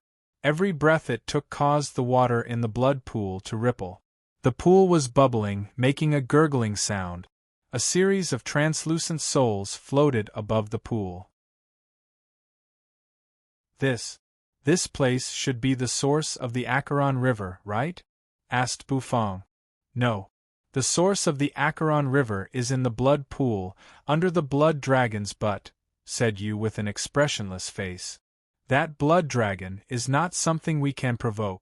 We will pick a leaf of Acheron grass and run away immediately. I hope that big guy will not wake up, said Yu. I didn't expect that the blood-illuminating dragon would be entrenched at the source of the Acheron River. The blood-illuminating dragon. It's a real spirit beast from the antiquity time. It's in existence at the same level as the pure-blooded Taotai. Bufang's heart shuddered. An existence at the same level as the pure-blooded Taotai? That was really something. Bufang's eyes scanned the entire place. He wanted to find a one-leaf Acheron grass so that he could pick it and run away immediately. However, after scanning around, he was surprised to find that there were many Acheron grasses in this valley, but one-leaf Acheron grass was rare. Bufang searched for a long time before his sharp eyes found a shining one-leaf Acheron grass in the crack of a rock under the blood-illuminating dragon's butt. However, you thought that Bufang was a little crazy. Once the blood-illuminating dragon was provoked and woke up, Bufang would be in real danger. With the blood-illuminating dragon's power, it could swallow Bufang in one bite, leaving nothing behind. If he wanted to do it, he would do it. He took a step forward and stepped on the precipitous mountain wall that descended vertically. His figure rapidly dashed downward. All of a sudden, the moment he landed, Bufang's toes touched the ground. His entire body spun in the air, making an arc as he landed on the ground. The spirit herbs around him emitted spirit energy, which made Bufang's heart itch. These spirit herbs were much better than the ones in the hidden dragon continent. However, this time, Bufang's target was the one-leaf Acheron grass. No matter how tempting those spirit herbs were, Bufang would not be attracted. With a flip of the vermilion robe, it immediately fluttered in the wind. His body flashed, and Bufang dashed like lightning toward that one-leaf Acheron grass. Boom! Boom! Rumble! The blood-illuminating dragon was really huge. Standing in the valley, he didn't have a reference, so he didn't think it was big.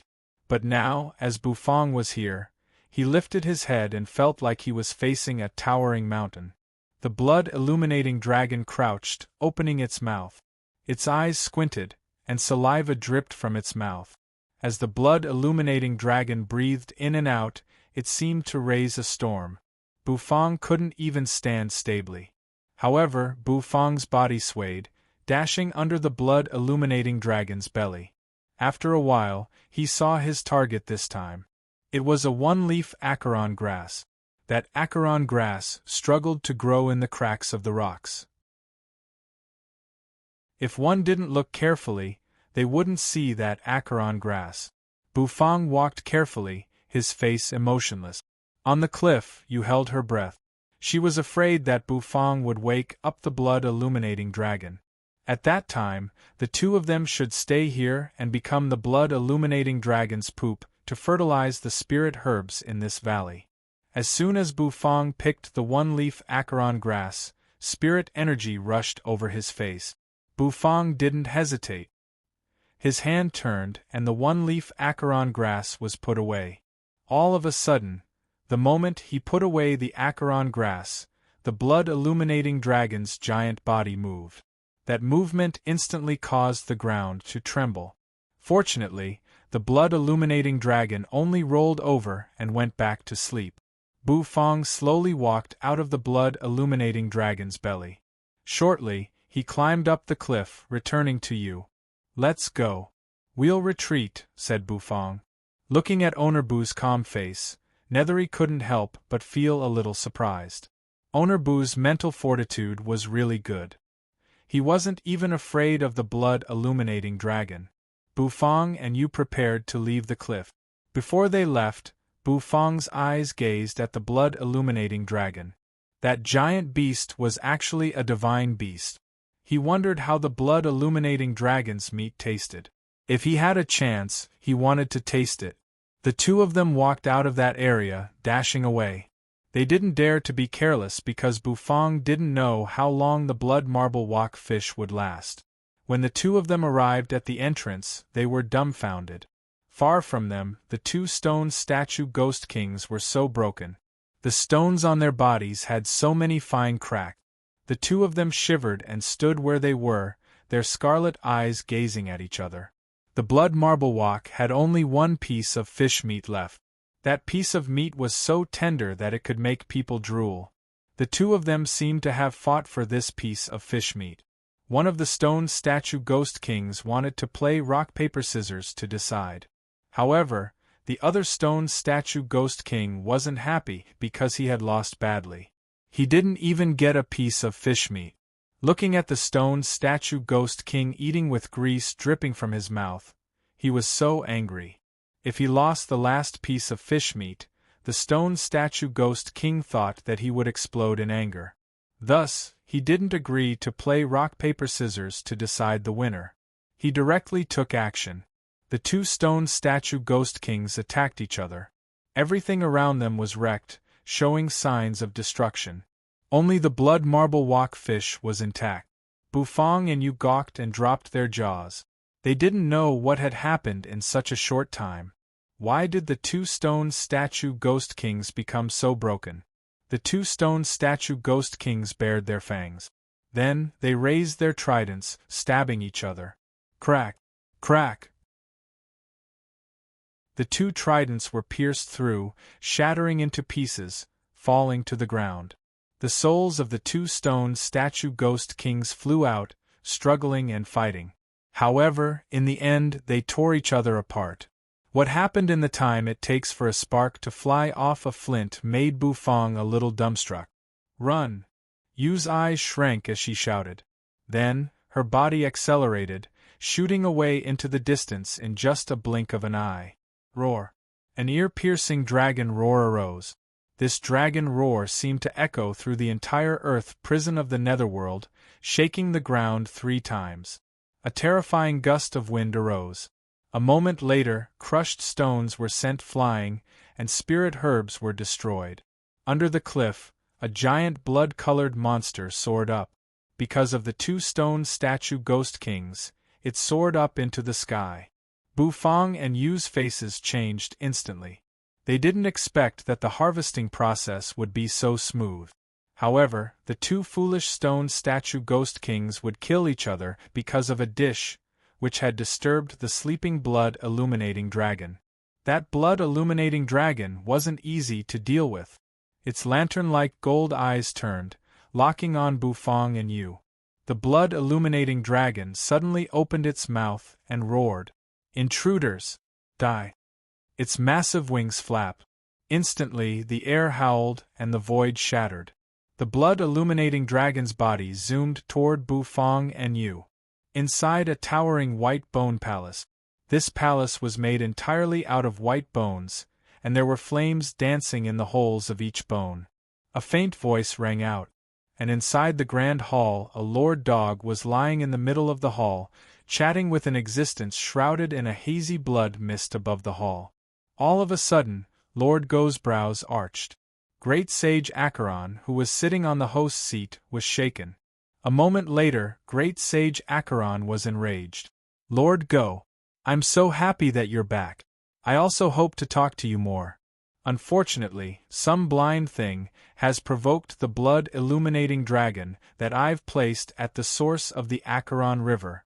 I need to go and deal with it, Great Sage Acheron said.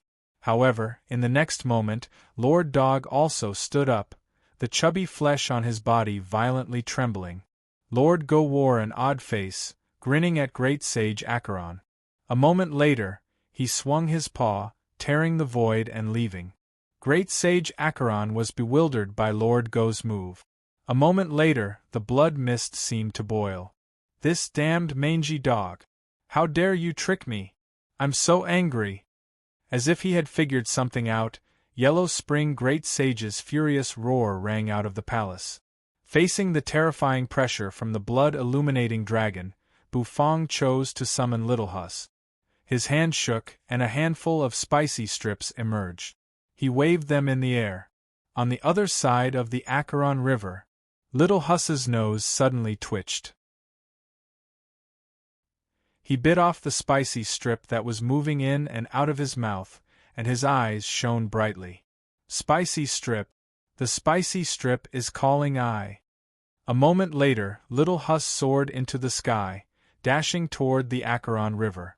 He stepped into the Acheron River. His feet touched the surface of the Acheron River like a dragonfly skimming the surface of the water, dashing toward the other side. He was running toward his spicy strip. Chapter 825. Valley of Gluttony. The wind was howling, blowing the crushed rocks on the ground.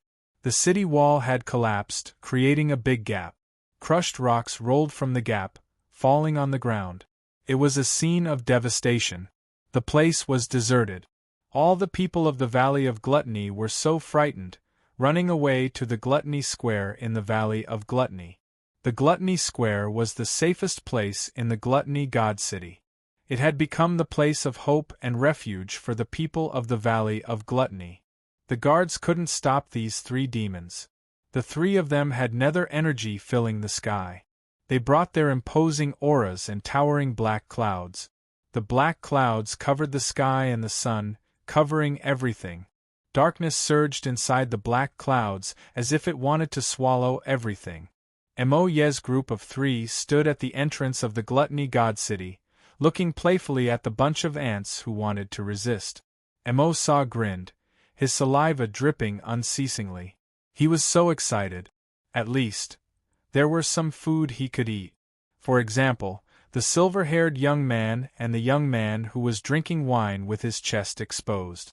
And the saintess, who was graceful and elegant like a banished immortal. These people were rare delicacies in Mo Sa's heart. Especially the saintess. At first glance, he knew she was pink and tender. She was really delicious. Moye's indifferent eyes gazed at the heavenly secret saintess. The heavenly star-catcher disc was with this woman? He hoped that Mo Cha would be more reliable this time. He wouldn't make a mistake again, ha ha ha. Big brother Moye, you're right. This time, I'm absolutely right. The heavenly star-catcher disc is with that woman. Mo Cha's wings flapped, his body dancing in the air. He was so excited. All of a sudden Mo Cha moved. The wings on his back flapped hard, as if they wanted to tear the space apart. In just a blink of an eye, he dashed toward the heavenly secret saintess. The void seemed as though it was about to be pierced through, and a huge hole appeared. Ha ha! Give me the heavenly star-catcher disc. Mo Cha laughed excitedly. His hand turned green, with sharp nails. He pointed at the saintess's glabella. Crack! Emolyogi's eyes narrowed. The bamboo tube in his hand was crushed by his palm. The wine splashed. Emolyogi was enraged. He stood in front of the saintess and attacked Emo-cha. A square stone seal appeared in Emolyogi's hand. The stone seal was engraved with many mysterious patterns, which looked like a net covering the stone seal. The stone seal radiated dazzling light. Emolyogi grabbed it and threw it at Emo-cha. The stone seal pierced through the air, its power soaring into the sky. Emolyogi's face was extremely serious. It was rare to see him this serious. His aura was like flowing water, slowly flowing. A white soul ladder emerged above his head. The steps of the soul ladder appeared one by one. Finally, the 9 steps of the soul ladder emitted a dazzling light. A beam of light hung above the soul ladder, illuminating the entire sky. Emolyogi's aura became extremely terrifying. He let out a long howl and a furious roar. Granny Emo was dead. Granny Emo, who had watched him grow up, was dead just like that. This filled Emolyogi with rage. Although he had been comforting the saintess, he was angrier than anyone else. As he saw the culprit, he couldn't suppress his anger.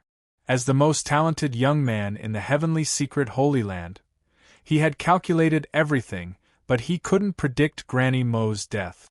The stone seal soared up into the sky. As it spun, it crushed the void. Of course, Emo-cha didn't care about that. He didn't care about Emolyogi's flame of anger. His target was the heavenly secret saintess. Of course, he wouldn't care about this ant-like man. According to Emoyi, they didn't have much time. They had to destroy the heavenly star-catcher disc or bring it back. Get lost! Emo-cha's wings flapped, and feathers fluttered in the air. A trident appeared in his hand. He swung it, crossing the void and hitting the stone seal. With just one strike, the stone seal with its terrifying power was blown back like a piece of scrap metal. Emo-cha shouted. His eyes shot out a thick murderous aura. As hot-tempered as he was, he only had one word for anyone who tried to stop him. Kill! Emolyogi's eyes shrank. His heart chilled. Worthy of being the devil who could kill Granny Emo. His power was too terrifying. A glowing compass appeared in his hand. The compass was densely covered with formations. The formations spun, blocking in front of him. Boom! The trident smashed down and smashed into the formation. The formation collapsed with a loud bang. Emolyogi grunted. Blood oozed from his nose and mouth. He was blown away, landing in the distance. Compared to that devil, Emolyogi, who hadn't reached the divine spirit realm, was much weaker. He couldn't even resist a casual strike from the other. Chu Changxing also took in a breath of cold air when he saw this. He took a step forward, and the clothes on his body suddenly burst into pieces. He dashed toward Emo-cha. While he was flying, his body enlarged. His muscles bulged, and his skinny body grew taller in just a blink of an eye. He turned into a 3-meter-tall giant. Boom! His 2 fists pounded, creating an explosion. Chu Changxing's divine altar bloomed with radiance, releasing beams of energy. Chu Changxing's body seemed to want to break through space. His eyes became sharp. Emo-cha didn't expect that Chu Changxing could turn into such a giant in just a blink of an eye. That oppressive fist smashed over, causing him to be slightly surprised. He raised his trident to stop that punch. Emo-cha's body was sent flying a little far away. Emo-sa's eyes brightened when he saw Chu Changxing's transformation. He seemed to be cheered up in just a blink of an eye. This meat must be delicious. Emo-sa roared excitedly. His body zoomed in front of Chu Changxing, and a fist that was as heavy as a mountain pounded on Chu Changxing. Chu Changxing bellowed. His entire body emitted a crackling sound like frying beans. His muscles twitched, and his power quickly gathered on his fists. He also punched. The 2 giants' fists collided in the air. The sound of fists hitting flesh made people's hearts skip a beat. Chu Changxing's eyes shrank. His heart also shrank. Chu Chongqing was inexplicably frightened by the unparalleled feeling that came from his opponent's fist. He couldn't stop that punch. Boom! Mo Sa's face was filled with excitement. His fist pressed down on Chu Chongqing, directly hitting his head. The enormous body was violently sent flying through the air like a cannonball, smashing into the ground and emitting a loud sound. The ground trembled and collapsed, forming a deep depression. This scene was enough to show how intimidating Mo Sa's punch was. Weak chicken. Mo Sa stepped in the air, grinning and laughing mockingly. His big hand rubbed the horn on his head. He was so excited. It was rare to meet a giant. Unfortunately, his power was too weak. Mo Sa roared, his voice ear-piercing. His two fists pounded, and his body suddenly soared. Thick nether energy wound around his body. Swoosh! His body roared and fell from the sky, hitting the ground with a thud. A wave of air surged from the ground, cracking it unceasingly. Chu Chongqing roared, jumping up from the ground. His fists pounded the air. It caused the air to explode continuously, turning into a terrifying air cannon. Those air cannons hit Mo Sa's body, creating explosions. However, they didn't make Mo Sa retreat. "Are you scratching an itch?" Mo Sa grinned. His palm pounded on Chu Chongqing. Mo Sa's body soared again. At this moment, he was like a majestic mountain. Chu Chongqing's 3-meter-tall body looked tiny in front of this mountain. His palm pounded like a mountain pressing down. Chu Chongqing raised his fists to resist that palm. However, Chu Chongqing's legs had sunk into the ground. Blue veins bulged on his body. Chu Chongqing's eyes widened. Under this palm, his body was slightly bent. "Slap you to death. Then I'll eat you." Mo Sa's eyes brightened. With Chu Chongqing's strong body, he would definitely taste good. Although Chu Chongqing's cultivation base was only at the half-step divine spirit realm, his fighting competence wasn't weaker than ordinary divine spirit realm experts. After being modified by the Taoya's heart, his body was really strong. It made it easy for Chu Chongqing to fight against those at a higher realm. Unfortunately, Mo Sa's power was too formidable and intimidating. Chu Chongqing felt as though he was about to suffocate. Thump, thump. His heart pounded furiously, making him feel as though his entire body was about to burn. Far from him, Mo Yuji staggered to his feet from the ruins. His mouth and nose were overflowing with blood, and he was in an extremely sorry state. However, his eyes were still as sharp as ever. He staggered to the heavenly secret saintess, standing in front of her. He was panting heavily, and his body was trembling slightly. Mo Cha's murderous aura surged. Looking at Mo Yuji standing in front of him, an unknown flame of anger arose in his heart. "You ant! Do you really want to die? You want to stop me? What do you have to stop me?"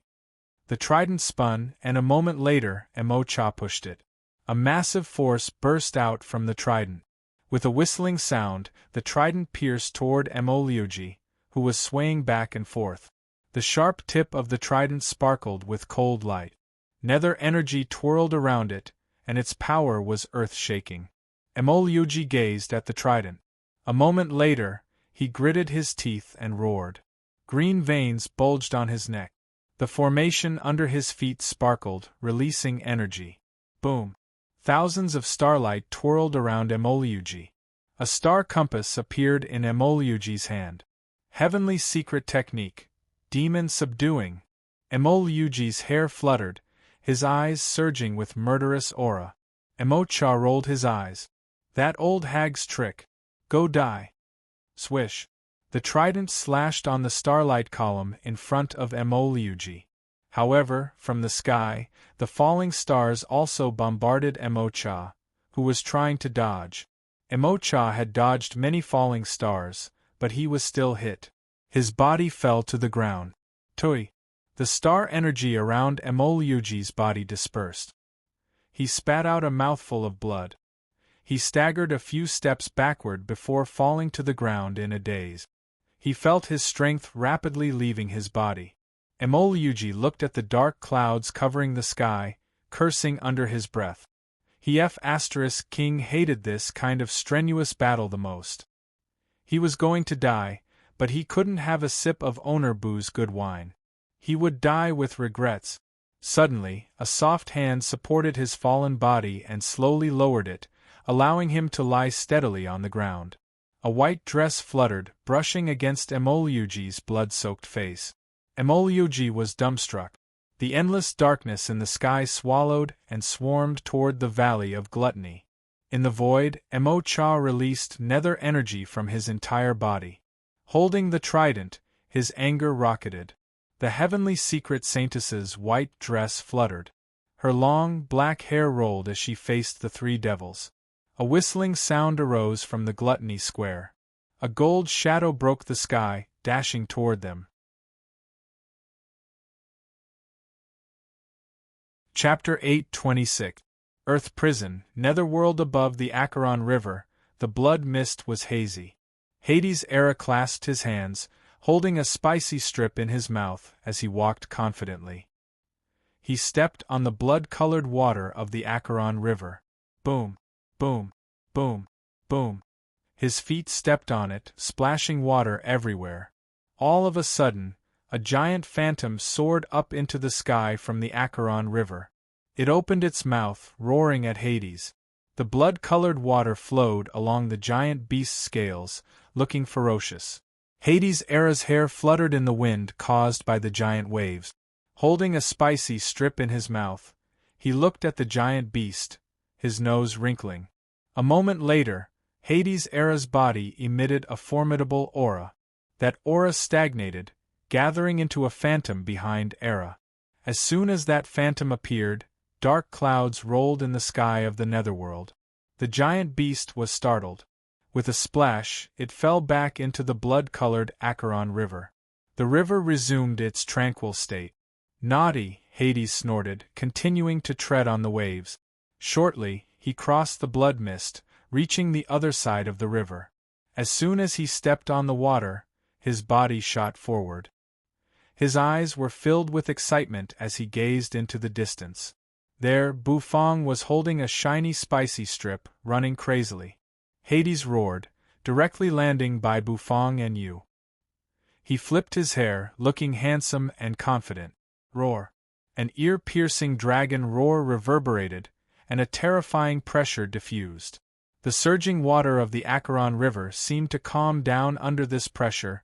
When Hades' Era heard the dragon roar, he was bewildered. He turned around, startled. Previously, he only had the spicy strip in his eyes, so he didn't pay attention to why Bufang and Yu were running crazily. He didn't expect to see such a giant beast when he turned around. Blood-illuminating dragon? Youngsters nowadays are really not afraid of death. Hades' Era grinned. In the next moment, he took the spicy strip from Bufang's hand and followed Bufang, running with his long legs. Bufang and Yu were dumbfounded. What does that mean? What did Hades' Era mean? You took the spicy strips and didn't work? Was he planning to eat for free? Bufang raised his eyebrows and cast a puzzled look at Hades' Era. Didn't you say that if there's trouble, I'll summon you using spicy strips? Bufang asked curiously. Yeah, I'm here now. Hades took out a spicy strip and put it in the corner of his mouth. He looked at Bufang from the corner of his eyes. What's the point of you coming here? To accompany us? The corner of Bufang's mouth twitched as he continued to ask. You young man, it's not easy for I to accompany you. You should cherish it. Hades flipped his hair, covering half of his face with one hand. Bufang turned his head to look at the approaching blood-illuminating dragon. Then, he turned back to Nether King Erha, his face expressionless. Then what's the point of keeping you? Roar! A dragon's roar resounded, and the heat wave behind him immediately surged forward. Boom! Hades' Era's eyes narrowed. He reached out, placing his hands on Bufang and Yu's shoulders. His body rose instantly.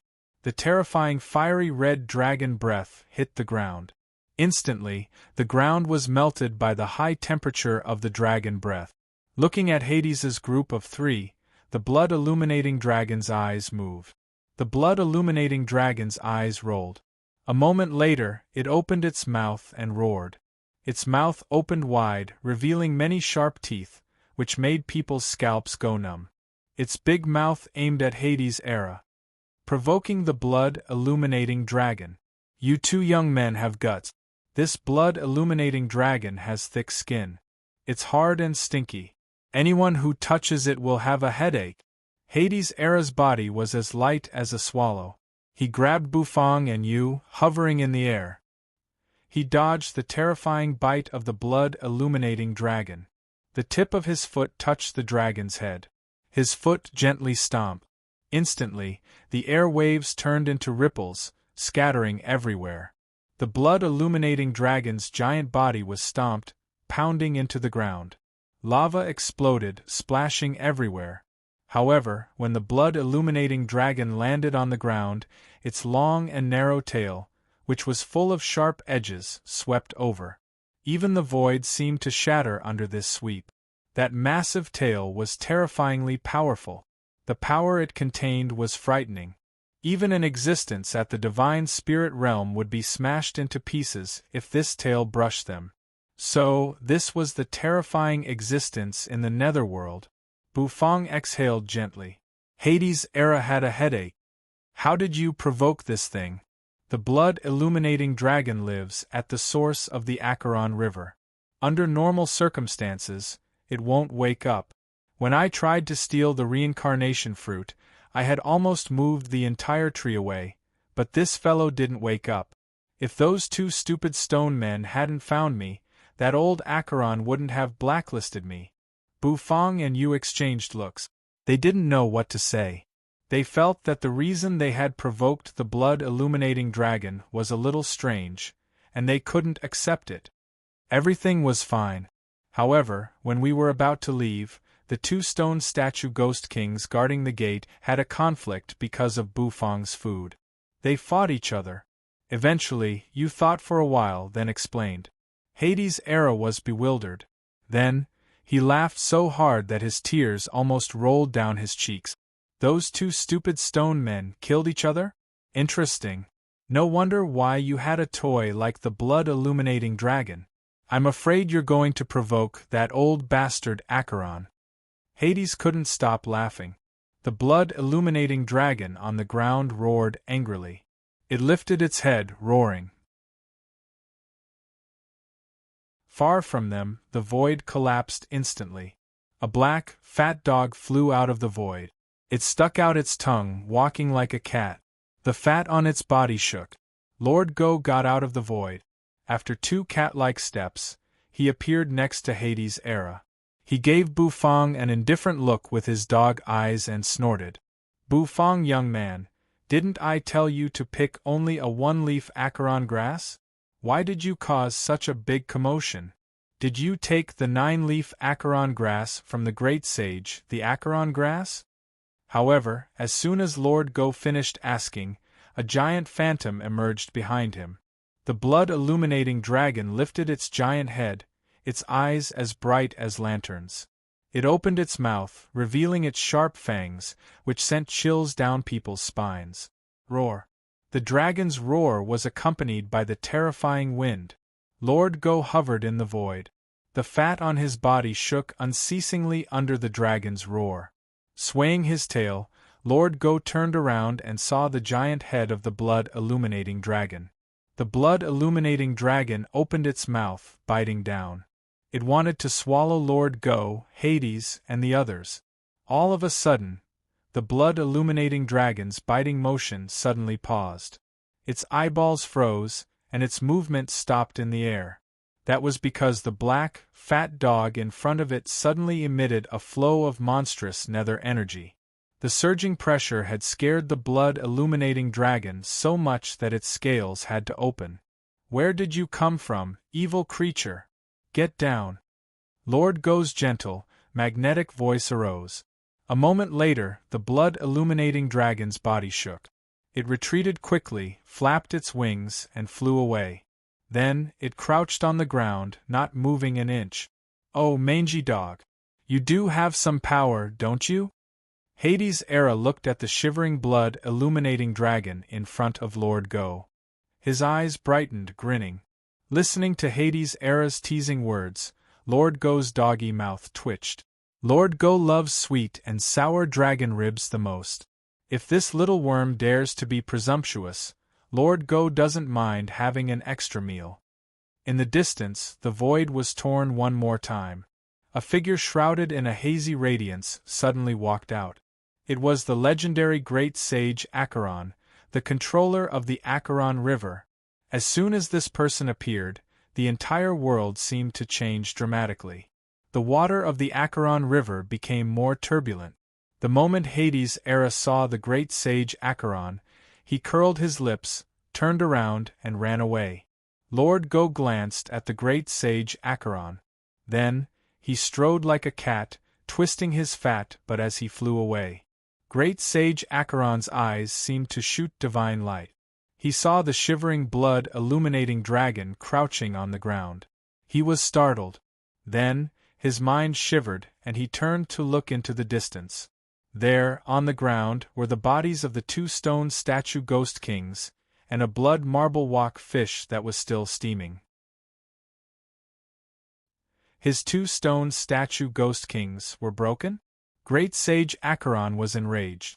The entire space seemed to shake violently. Hades brought Bufang and you to the Acheron River. You summoned the netherworld ship, and Bufang and you stepped into it. Hades pushed his hand, and the netherworld ship instantly accelerated, dashing toward the other side of the river. You two young people should go first. I and Lord Go will go and watch the fun. Bufang and you stood on the bow of the ship, speechlessly looking at Hades' Era, who had a spicy strip dangling from his mouth, running toward Great Sage Acheron. Great Sage Acheron was enraged. He was so enraged that he had gone crazy. His Acheron grass was stolen. These two stupid stone statue ghostly kings actually killed each other over a mere delicacy. What kind of morons did this great sage raise? The blood-illuminating dragon was afraid of Lord Go's power, so it lay on the ground. However, after a while, it couldn't help but take deep breath. Its lantern-sized eyes squinted, snoring loudly. Great sage Acheron landed by the blood marble walk fish. Looking at the boiling soup in the wok and the thick aroma, the corners of his mouth convulsed. He glanced at the stone statue ghost king's broken pieces on the ground, and he couldn't help but get angry. His mind flickered and the void seemed to tremble. Great sage Acheron's hand shook, sucking in the void. A moment later, the scene seemed to change. Two transparent souls condensed, turning into two bewildered remnant souls of the stone statue ghost kings. Looking at the two bewildered fools, great sage Acheron snorted inwardly. A moment later, his hand waved again, and nether energy diffused. The crushed stones on the ground rolled, turning into the bodies of the stone statue ghost kings. The remnant souls entered their bodies, and the stone statue ghost kings, who had killed each other, recovered. After recovering, the two stone statue ghost kings immediately began to fight. Their dispute hadn't ended yet. Boom, boom, boom. These two fools made great sage Acheron so angry. He raised his hand, slapping each of them. The two stone statue ghost kings fell hard on the ground, embedding themselves there. For a piece of fish, you two fools killed each other? This sage asked you to guard the Acheron grass, not to make trouble for this sage. Acheron great sage pointed at the two stone statue ghost kings, cursing loudly. His eyes turned, falling on the fish in the stone wok. There was still a piece of fish floating in the wok. His finger flicked, and that piece of fish flew out of the gravy with a plop. With a thick aroma, it entered great sage Acheron's mouth. Great sage Acheron, who was shrouded in a hazy radiance, let out a soft cry of surprise. Then, he turned around and gave the two stone statue ghost kings a good beating. You two fools! Such delicious food was wasted by you two fools! You didn't think of this sage when there was good food. You motherf asterisk cur. In the sky far away, Hades held a spicy strip in his mouth, watching with relish. The fat on Lord Go's face couldn't help but shake. After punching the stone statue Ghost Kings twice, Yellow Spring Great Sage walked to the side of the blood-illuminating dragon, his anger still lingering.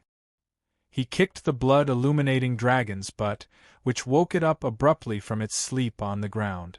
The blood-illuminating dragon roared. However, halfway through its roar, Great Sage Acheron had slapped its butt. Go back to sleep. Damn it.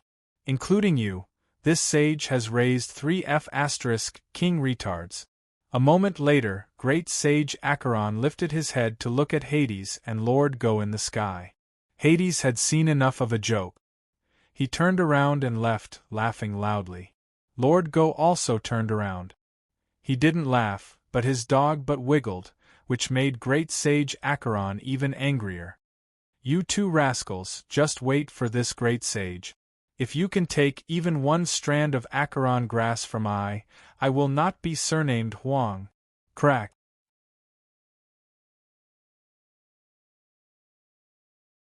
Chapter 8:27. On the Acheron River, the waves were surging violently.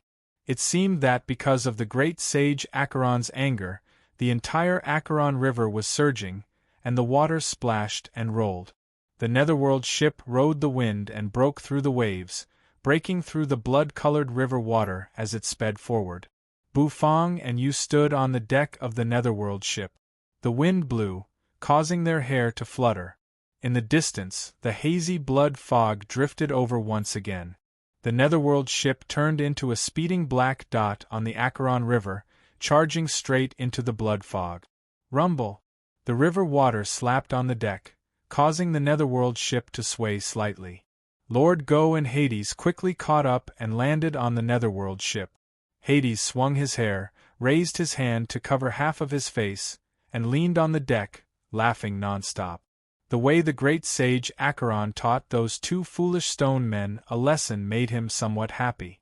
Back then, because of those foolish stone men, he had suffered a lot. He was always caught stealing the reincarnation fruit, and in the end, he was chased by the Great Sage Acheron. That embarrassing appearance of his became a joke, and it spread throughout the entire Earth prison. Now that those two stone men were taught a lesson, Hades was naturally secretly happy. Lord Go also landed on the Netherworld ship. His dog eyes lifted slightly, and he glanced at Bufang.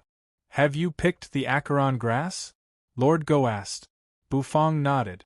Although he was discovered, he still managed to pick a leaf of Acheron grass. At the very least, he did not suffer a loss. Just a one-leaf Acheron grass? Lord Go's magnetic voice continued to ask. That's right. Bufang furrowed his brows and looked at Lord Go. Wasn't this lazy dog the one who said that he could only pick one? Could it be that it had changed now? Are you stupid? Now that you've been discovered, if you don't take a few more, your trip to hell will be in vain. Lord Go rolled his eyes at Bufang. Bufang looked at him expressionlessly, slightly speechless. Hades' era also came over with a chili strip stuffed into his mouth. He said, I agree with this mangy dog. Since you've already been discovered, you should move all the spiritual plants at the source of the reincarnation fruit tree. You can uproot it and take it away if you can. Let me tell you, the reincarnation fruit is a true delicacy. Bufang looked at the man and dog who were instigating him to move everything away, and the corner of his mouth twitched. What kind of enmity did these two have with the Great Sage Acheron? This was too cruel. Hades' era, in particular, had a look of excitement on his face as he spoke. It was as if he was the one doing it right now. Yu's mouth also twitched.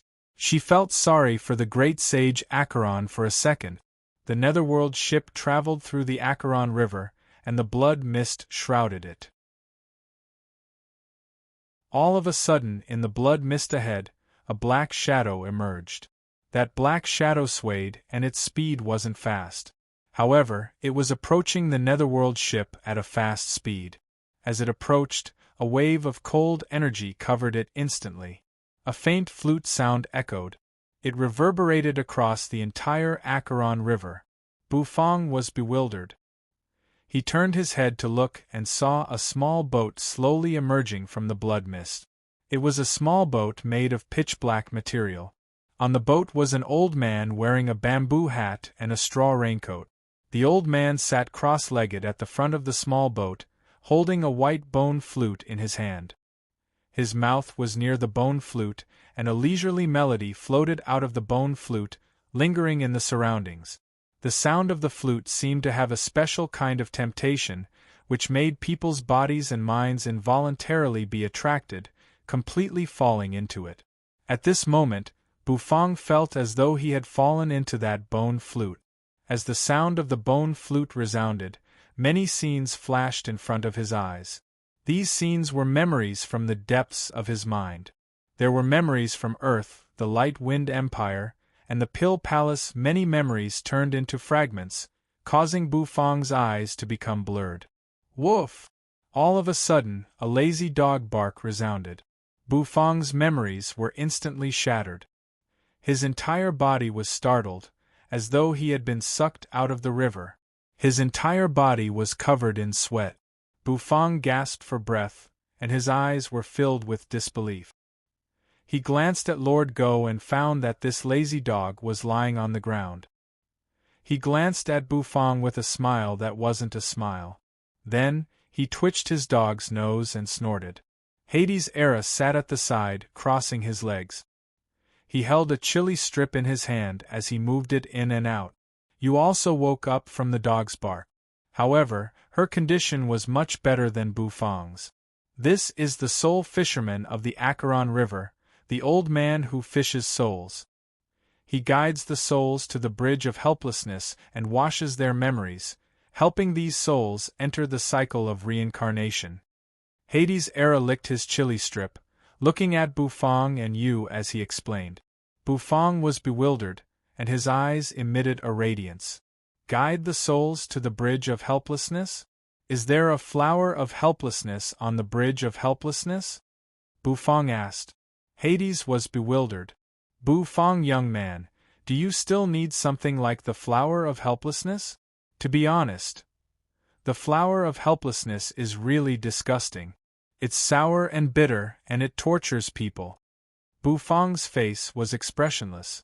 This guy had even eaten the flower of helplessness. If you want the flower of helplessness, it's not difficult.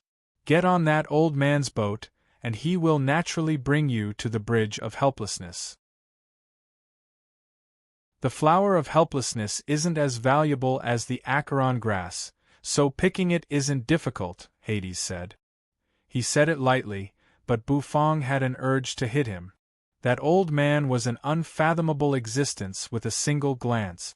Just the sound of his flute had nearly erased his memories. Once his memory was erased, he would become an idiot. Then, the talk of becoming the god of cooking would become empty talk. Thus, Bufang was a little scared. And now, Hades wanted him to get on that old soul fisherman's boat. Wasn't that the same as courting death? If you don't want to get on the boat, you should find that old man to exchange for the flower of helplessness yourself. That old man came from the bridge of helplessness, so he must have the flower of helplessness. Although that thing tastes disgusting, it's a good way to replenish energy, continued Hades. Then, he didn't pay attention to Bufang anymore, continuing to bring the spicy strip in and out of the boat. Find that old soul fisherman to exchange for the flower of helplessness? Bufang's eyes narrowed, suddenly thinking that it wasn't a bad idea. Be careful. The soul fisherman is really scary, said you vigilantly. Bufang nodded. A moment later, the small boat approached. Under Yu's control, the netherworld ship stopped. Bufang stood at the bow, looking at the boat that was slowly coming to a stop. The old soul fisherman took off his bamboo hat, revealing his white hair and a weather-beaten face. His face was bony and bony. The cursed netherworld ship has stopped this old man's rebirth boat. What do you mean by that? The old man didn't play the bone flute anymore. Instead, he spoke in a hoarse voice. Bufang's gaze swept over the old man. He looked at the bone flute in the old man's hand. That bone flute was actually made of finger bones connected together. It was extremely awe-inspiring and terrifying. Old senior, I wonder if you have the flower of helplessness? I'm in urgent need of the flower of helplessness, so I want to exchange one with you, said Bufang, his face emotionless. When the old man heard Bufang, he suddenly laughed. His bony appearance looked a little sinister when he laughed. This old man rides a small boat to cross the Acheron River to wash away his sins. Then, he will enter the reincarnation well to be reborn. Kid, if you want to exchange, use your soul, said the soul fisherman. Then, the old man opened his palm, and a purple, swaying flower emerged. That flower looked a little like a morning glory, but it was deep purple. The stamens inside were constantly moving. It was the flower of helplessness, an important ingredient for Bufang to brew the Acheron of helplessness. Bufang's trip to Earth Prison this time was to get these two ingredients. Now that he saw the flower of helplessness, of course, he wouldn't let it go. You want my soul? Bufang furrowed his brows, looking at the old man. His eyes became cold. The old man smiled. However, his smile made one's hair stand on end, and it made one's hair stand on end. Kid, do you want to exchange? The soul fisherman grinned. His voice was so charming that people couldn't help but sink into it. It was the trick that the soul fisherman often used to tempt people. When the other couldn't resist the temptation, their souls would become the soul fisherman's delicacy. Lord Go and Hades glanced at Bufang, but this time, they didn't say anything. Bufang's eyes were misty. His spirit sea, on the other hand, was filled with raging wave. In the darkness of his spirit sea, giant shadows emerged one by one. The gold dragon meandered in the spirit sea, hovering in the sky. It opened its mouth, letting out a soul-shaking dragon roar. In that instant, Bufang pulled himself together. The soul fisherman's charm on him failed. Exchange your sister. Facing the soul fisherman's charming question, Bufang looked at him with an emotionless face. The smile on the soul fisherman's face froze. Lord Go, we need to hurry. Don't talk so much. Just give me the flower of helplessness. As the soul fisherman was about to attack, a dog's paw emerged from the netherworld ship. The dog's paw reached toward the soul fisherman. The moment the soul fisherman saw the dog's paw, his face changed dramatically. A moment later, he let go of the flower of helplessness, riding a rebirth boat to escape. It was that mangy dog, just a flower of helplessness. Why did that mangy dog have to use its paw? Bufang waved his hand, and the flower of helplessness fell into his hand. The quality of the flower wasn't bad. Although it wasn't the best, it was enough to satisfy Bufang. The Lord Go's paw turned into a strand of fluttering dog fur, flying back to Lord Go. Lord Go yawned, rolling over and continuing to sleep. Previously, Lord Go didn't use his paw. Instead, he did it after Bufang got rid of the soul fisherman's charm. It seemed he wanted to let Bufang gain some experience. Bufang turned to look at Lord Go, the corners of his mouth twitching. The netherworld ship continued to move forward, dashing fast. Soon, it would get out of the blood mist. However, just as it was about to get out of the blood mist, inside the mist emerged a picture that Bufang and you were very familiar with. That picture made the two of them gawk. A pitch-black ship was pulling a bronze palace, crossing the Acheron River. On the netherworld ship, Lord Go's dog fur bristled. His drowsy eyes widened. Hades' era went in and out. His eyes widened, almost choking on his spicy strip. A man and a dog lay on the deck of the netherworld ship, looking at the bronze palace being pulled away by the black ship. Bufang looked into the distance, and he could feel a mysterious aura coming from the palace. However, the palace disappeared just as fast as it appeared. The netherworld ship quickly got out of the blood mist, but it couldn't see the shadow of the palace anymore. Lord Go resumed his lazy appearance, lying on the deck. Hades' era continued to eat his spicy strip, as if the previous fright didn't happen. The blood mist disappeared, and the netherworld ship reached the shore. 3 people and 1 dog finally got out of the Acheron River, reaching the shore.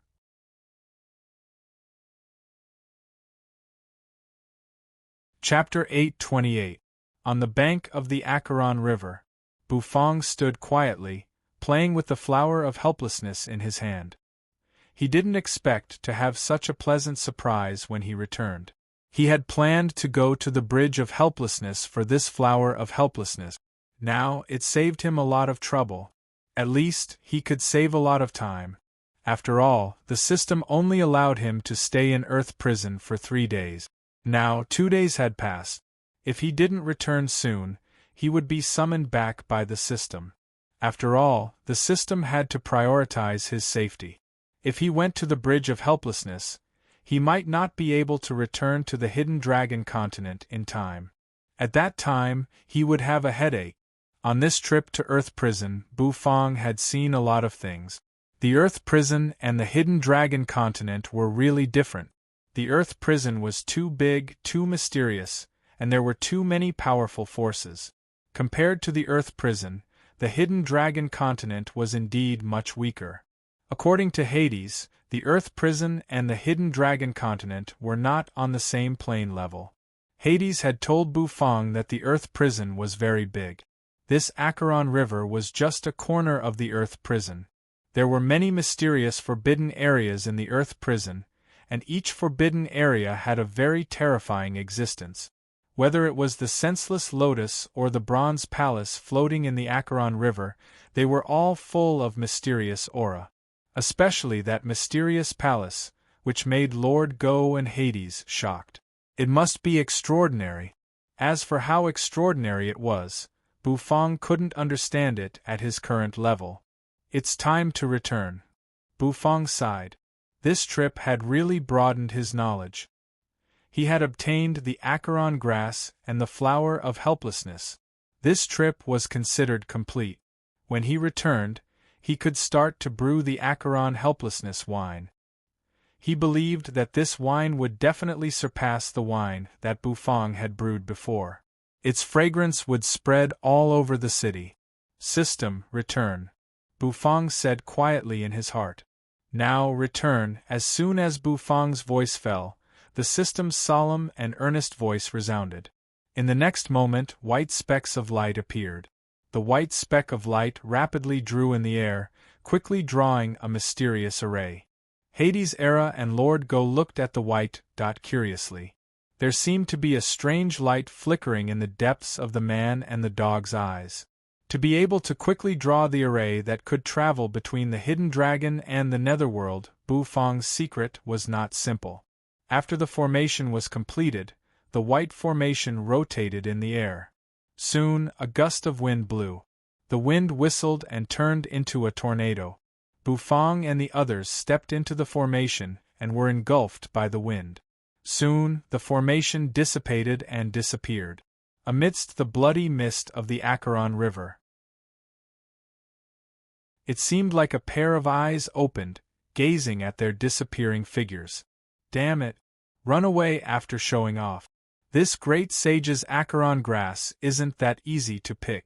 No matter what you eat, this great sage will have to spit it out. The blood mist rumbled. A moment later, the eyes closed and disappeared. The Acheron River resumed its tranquility. The blood-colored water flowed. In the river, skeletons floated, and remnant souls howled and drifted. Hidden Dragon Continent, Valley of Gluttony. Mocha, who wanted to take action, paused.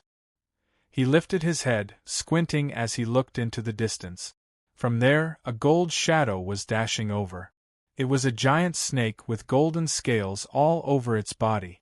The snake had a bump on its head, and a little girl, who looked like she was carved from jade, was sitting on its back. As soon as this strange combination appeared, it attracted Mocha and Mosa's eyes. Moyi clasped his hands behind his back. His clothes fluttered in the wind. He frowned as he looked at the giant golden snake that was flying over from the void and gently exhaled. 7-colored sky-devouring python? A gourmet city in the hidden dragon continent has such an ancient divine beast? Emoyi said indifferently. The 7-colored sky-devouring python only had one color. Thus, Emoyi could tell that this 7-colored sky-devouring python was just a baby at first glance. A baby spirit beast. Emoyi's eyes suddenly widened. The 2 vertical eyes on his forehead also wiggled. His mouth opened, revealing a greedy expression. A baby spirit beast. I think it's a top-notch delicacy. Emoyi greedily looked at Hua, who was dashing toward him. Instantly, the aura on his body diffused. Boom! Chu Chongqing, who had turned into a giant, was sent flying by Emo Sa's palm one more time. He landed hard on the ground, making it cave in. The long street of the Valley of Gluttony instantly turned into ruins. Hua carried Xiaoye and landed by Chu Chongqing. Xiaoye's face was filled with anger and worry. After fusing with the memory crystal in her glabella, Xiaoye understood many things. Gradually, she shouldered the responsibility of the Valley of Gluttony's Valley Master. Although Chu Chongqing didn't admit that he was the Valley of Gluttony's Great Elder, in people's hearts, he was still the Great Elder. Rumble. Crushed rocks rolled down.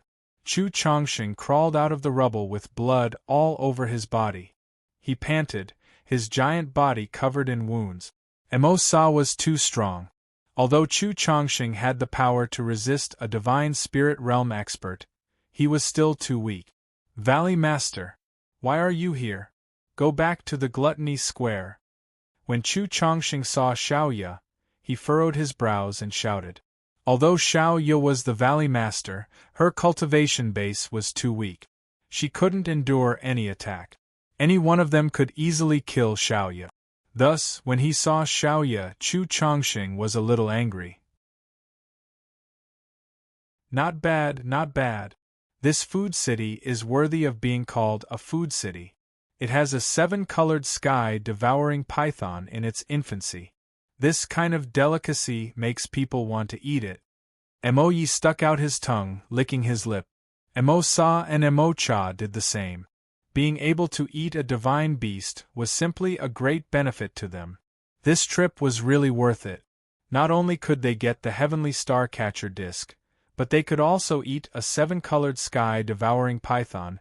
Not only could they fulfill their mission and satisfy their desire for good food, but they could also increase their power. After all, a divine beast. It was King tonic. I can't hold it anymore. Emo Sa's saliva almost dripped on the ground. His giant body stomped on the ground, dashing toward Hua. Everybody's face changed as they felt a terrifying aura brushing their faces. Emo Sa's aura seemed to crush the void. His big hand swung, grabbing Hua. Xiaoye fell on the ground. Hua's triflower snake eyes had a brutal gleam. These fellows wanted to eat her? Unforgivable. Even if Bu Fong saw her, he didn't want to eat her, and these 3 fellows dared to treat her like food. Hua was enraged. Her snake tail swept as if it could sweep away 1,000 soldiers. The air exploded in just a blink of an eye. Boom! The snake tail and Emo Sa's palm collided. The frightening strength contained in the snake tail caused Emo Sa to be unable to block it. He was sent flying in an instant and miserably landed on the ground a distance away. He even rolled a few times. The scales on Hua's body slightly expanded. A moment later, energy gushed out. The snake tail swung again, and space cracked. Rumble! Rumble! Emo Sa rolled on the ground. He didn't dare to let the snake tail hit him again. Otherwise, his body would be smashed. Although this 7-colored sky-devouring python was just a child, its fighting competence was strangely intimidating. Emo Cha, you take the Heavenly Star Catcher disc first. I'll deal with this 7-colored sky-devouring python. Emo Cha held his trident, excitedly preparing to attack. However, Emo Yi stopped him. Emo Yi looked at Hua excitedly. This time, he wanted to do it himself. Of course, the Heavenly Star Catcher disc was also important. Thus, he sent Emo Cha. With Emo Cha's power, it shouldn't be hard for him to take the heavenly star catcher disc. Those ants couldn't stop him. The heavenly secret saintess's eyes were so deep. Her face was covered by a veil, so people couldn't see her face. However, they could feel her anger. Emo Yi had lured Hua away. Emo Sa crawled up from the ground. He was a little angry, rubbing the metal ring on his horn. Roaring, his eyes turned to Chu Chongqing and the others, attacking one more time. Rumble! Rumble! Rumble! He sprinted crazily, locking Chu Chongqing's figure. Raising his fists, he started to fight with Chu Chongqing. Chu Chongqing wasn't Emo Sa's equal opponent. He was pushed back, continuously coughing blood. Chu Chongqing's chest bloomed with radiance. Wisps of vitality flowed out and healed his wounds. Emo Cha held his trident. The black wings on his back flashed as he flew towards the heavenly secret saintess. Emo Yuji didn't have the strength to fight anymore. He slumped on the ground, blood trickling from the corner of his mouth. He looked at the sky in a daze. The heavenly secret saintess's white dress fluttered. In the next moment, a radiance bloomed between her brows. She raised her slender, fair hand, and a spinning metal star compass appeared in her palm. Don't you want the heavenly star catcher disc? If you have the ability, come and take it. The heavenly secret saintess said coldly. Then, her mental force poured into the heavenly star catcher disc. Instantly, the heavenly star catcher disc had thousands of mechanisms and changes. A moment later, the heavenly star catcher disc floated up, and with a boom, it released a terrifying energy that covered the entire sky. A rotating star formation enveloped everything. A starlight beam shot down, covering the heavenly secret saintess's body, making her even more ethereal. Her eyes seemed to have tens of thousands of stars moving. Then, her elegant hand rose, dancing on the heavenly star catcher disc. A beam of starlight sprinkled from the heavenly star catcher disc, covering Chu Chongqing.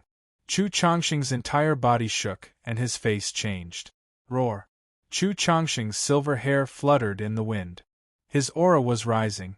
Unexpectedly, his realm had increased by one whole realm. Boom! Facing Emo Sa's fist, Chu Chongqing punched again. Chu Chongqing also sent out a punch. Their fists collided in the void, creating a sound that made people's hearts shiver. Crack! The bones in their fists seemed to shatter at this moment. Emo Sa took one step back, and Chu Chongqing took 3 steps back, feeling the starlight shrouding his body and increasing his realm. Chu Chongqing's eyes were filled with surprise and excitement.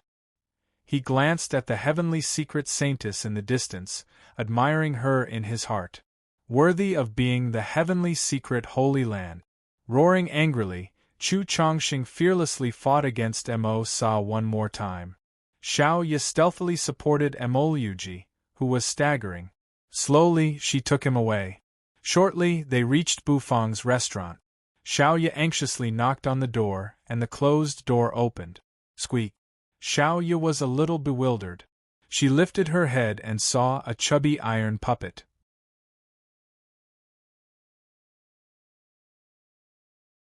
Chapter 829. Xiao Ye lifted her head, looking at the chubby iron puppet in front of her. Her eyes couldn't help but brighten up. She knew that Owner Bu wasn't home, but she still had a glimmer of hope to try. What if Owner Bu came back? It turned out that Owner Bu hadn't come back yet. However, the one who opened the door was Xiao Bai, who had been waiting for a long time. Owner Bu had said that Xiao Bai was evolving. Had Xiao Bai finished evolving? Looking at the chubby and somewhat cute Xiao Bai, Xiao Ye exhaled in relief. With a ripping sound, a jet of gold light zoomed out of the restaurant. Shortly, it hovered above Xiao Bai's round head. This jet of gold light was none other than Xiaopi. Xiaopi's body seemed to have grown a little bigger, and the gold light on his body became thicker. His eyes rolled, hovering above Xiao Bai's head as he stared at Xiao Ye and Emoluji. Whitey's eyes turned white, and there were some black dots in the white. The dots seemed to have increased in number compared to before. Glancing at Xiao Ye, Xiao Bai looked at Emoliuji, who was looking at the starry sky like a dead dog. Eventually, Xiao Bai extended his palm leaf-shaped palm, picking up Emoliuji, and threw him into the restaurant. After everything was done, Xiao Bai's mechanical eyes moved, looking at the distance. There, Chu Chongqing was fighting desperately against Mo Sa. With the support of the heavenly star catcher disc, Chu Chongqing's fighting competence had increased a lot. Although his body hadn't become much bigger, when he fought against Mo Sa, he wasn't crushed like before. Starlight sprinkled down continuously, falling around the heavenly secret saintess body, making her look like a celestial being. Her mental energy surged, flowing around the entire heavenly star catcher disc. Above the heavenly star catcher disc, the formation constantly condensed, emitting a strange light. Of course, the heavenly secret saintess couldn't fully control the heavenly star catcher disc, but she could still use some of its functions. As a treasure of the heavenly secret Holy Land, the heavenly star catcher disc could not only calculate the future of the world, but it also had a supporting function, which was to increase the strength of allies. Under the illumination of the heavenly star catcher disc, Chu Chongqing's cultivation base increased by 1 realm. This realm allowed Chu Chongqing to fight against Mo Sa. The two giants were fighting fiercely, and their battle was in full swing. Furious roars rang out continuously. Mo Cha held the trident. He wanted to attack the heavenly secret saintess because he wanted to take the heavenly star catcher disc. As long as he got the heavenly star catcher disc, the experts of the Ruin Prison could deceive the Great Path in the Battle of Heaven Pass. They could attack directly and take the hidden dragon continent. The trident glowed brightly as it thrust forward. Space seemed as if it was about to collapse under this stab. It was extremely terrifying. Starlight flickered, showering down beams of light that shrouded the heavenly secret saintess and turned into a shield that blocked Mo Cha's attack. His attack had failed. Mo Cha's eyes slightly shrank. Worthy of the heavenly star catcher disc. This woman is so weak, but she can still use such power. Mo Cha's aura increased one more time. He swung the trident one more time. This time, thick nether energy twirled around the trident. Boom! This attack hit the starlight shield. The starlight curtain rippled like a ripple, as if it was about to shatter at any moment. The heavenly secret saintess was having a hard time resisting. The heavenly secret saintess face paled. Boom! Far from them, Mo Sa grabbed Chu Chongqing's head and pressed it hard on the ground. The ground cracked instantly, sending rocks everywhere. Weak chicken. Too weak. Boom! Boom! Mo Sa punched Chu Chongqing again and again. His millstone-like fists pounded on Chu Chongqing's body, making him groan in pain. The heavenly star catcher disc's support can't save you. You're too weak. Mo Sa grinned, laughing crazily. Chu Chongqing's heart raced. His blood gushed, moving to every part of his body. Chu Chongqing's eyes looked like they were about to burn. With a sweep of his leg, he kicked Mo Sa's head. Mo Sa's huge body was kicked to the side. Chu Chongqing jumped up from the ground, punching Mo Sa's head. One punch to the left, then another. This barbaric and brutal way of fighting caused many people to feel fearful. Xiao Bai's mechanical eyes were indifferent. They continued to move, watching the battle on the other side. There, Hua had turned into a giant 7-colored sky-devouring python, fighting against Mo Yi. Mo Ye's cultivation base was unfathomable. Hua had a hard time fighting against him. Every time Mo Ye's attack landed, Flowery's body would explode. His spirit scales would explode, and his blood would splash everywhere.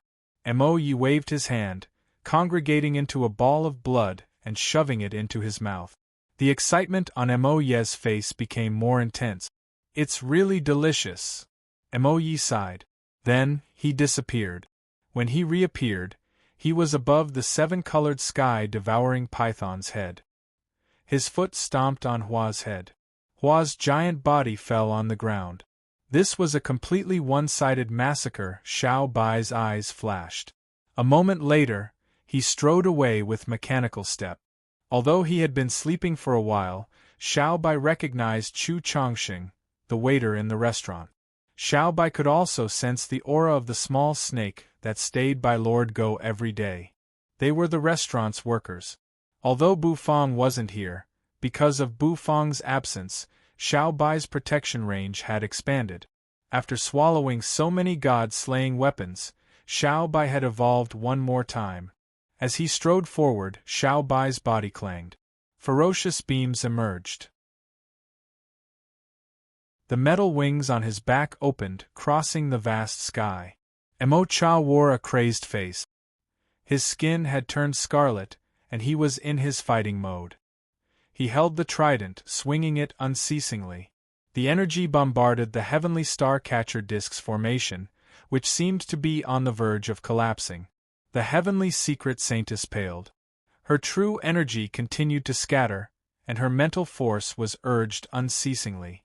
Once the formation broke, her true energy wouldn't be enough, and her mind would collapse. At that time, she wouldn't be able to stop them from destroying the heavenly star-catcher disk. Let's see how long you can endure. Emo Cha grinned, revealing his fangs. His entire body became more ferocious. The arm holding the trident bulged. He swung it, and the trident broke the void. He had seen that the heavenly secret saintess was like an arrow at the end of its flight. He believed that this strike could break the starlight defense and nail that woman to death. All of a sudden his eyes shrank. The wind howled in his ears. Instinctively, he turned around and saw a burning red iron stick. Boom! The iron rod directly pounded on his head. Emo Cha howled miserably as he was smashed down from the sky. He was like a cannonball, smashing on the ground. The ground trembled and cracked. Xiao Bai stood in front of the heavenly secret saintess. His fan-like palm rose, grabbing the trident. Sizzle! Sizzle! Sizzle! Green smoke seemed to rise from where Xiao Bai had grabbed the trident. Xiao Bai's mechanical eyes twinkled. The heavenly secret saintess staggered. She looked at Xiao Bai, a little surprised. Xiao Bai swung the trident in his hand. The trident was thrown aside like a broken piece of trash. Swish! The trident on the ground flew away. Emo Cha stormed out of the ruin, grabbing the trident. His eyes were filled with rage. Damn it! You dare to ambush me! Xiao Bai also grabbed the war god stick. The spikes on his body made him look ferocious. His mechanical eyes indifferently looked at Emo Cha in the sky. An iron puppet? You can't eat trash. What's the use? Emo Cha roared. Black lines emerged on his scarlet body. 2 hideous demonic marks covered his body, causing his aura to surge even more violently. From a distance, Emo Sa, who hadn't captured Chu Chongxing yet, was a little angry. His fists pounded on his chest. His terrifying aura expanded as he opened his mouth to roar. 2 pitch-black demonic runes gradually appeared and climbed onto his body, causing him to look extremely sinister. After the demon marks appeared, Emo Sa and Emo Cha's aura skyrocketed, becoming extremely terrifying. Dark clouds rolled in the sky, making the atmosphere even more oppressive. The heavenly ethereal realm netherworld creatures were like the divine spirit realm experts in the hidden dragon continent. Emo Sa and Emo Cha had 2 marks at the heavenly ethereal realm. They were like the divine spirit realm experts with 2 divine flames. This kind of cultivation base was enough to crush the entire valley of gluttony. Although Xiao Bai had completed his evolution, he was just an existence at the divine spirit realm with 1 divine flame. The situation seemed to change in just a blink of an eye. In the Gluttony Square, all the experts of the Valley of Gluttony were shivering in fear. The dark clouds in the sky made them shiver in fear. The terrifying pressure that pervaded the air made them feel even more despair. An existence at the divine spirit realm was a legend in their eyes. And now, there were 3 of them attacking the Valley of Gluttony. How could the Valley of Gluttony be that miserable? Xiaobai held the war god stick. The metal wings on his back flapped. A moment later, his body soared up into the sky, fighting against Mo Cha. Rumble! Rumble! Rumble! The heavenly secret saintess' hair fluttered. Although her face was pale and her spirit was exhausted, she still controlled the heavenly star-catcher disc. Starlight shrouded Xiaobai. Xiaobai's fighting capacity had increased to another realm. He was equally matched with Mo Cha now. The war god's stick and the trident hit each other, sending sparks everywhere. Mo Cha's black wings flapped, stirring up strong gusts of wind. Xiaobai's metal wings flapped, tearing the air. Their battle was equally matched, so it was really fierce. All of a sudden, Xiaopi, who had been coiling on Xiaobai's head, roared and roared. He turned into a jet of gold light, aiming at Mo Cha. Ruthlessly, he hit Mo Cha's chest. Mo Cha was forced to take several steps back. In the sky, Xiaopi's body enlarged, turning into a giant gold shrimpy. Xiaobai held the war god's stick, standing on the gold shrimpy with an imposing aura. Beams of gold light floated, and Xiaobai's fighting capacity increased one more time. Buzz, his fan-like palm moved, and the war god's stick roared and roared. The stick pounded.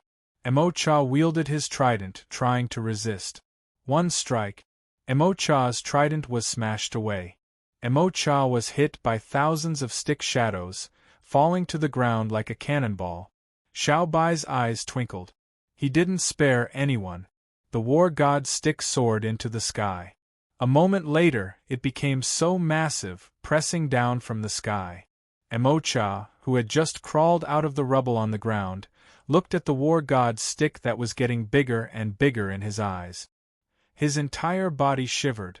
What the F***ck is this thing that can grow and shrink?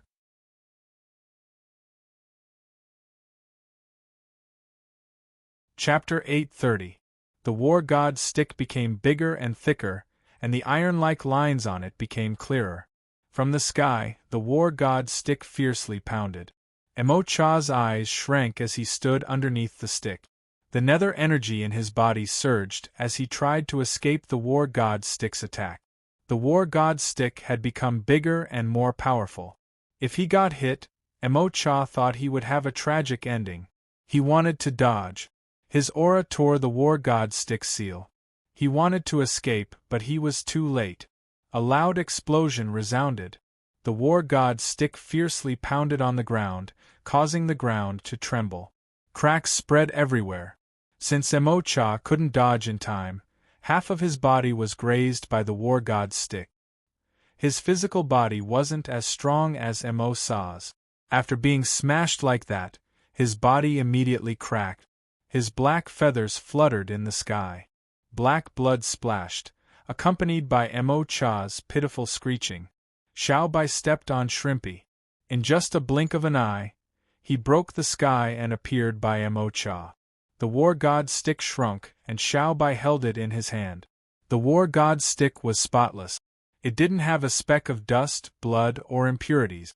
Half of Mo Cha's body was smashed. He looked so pitiful, his eyes ferocious.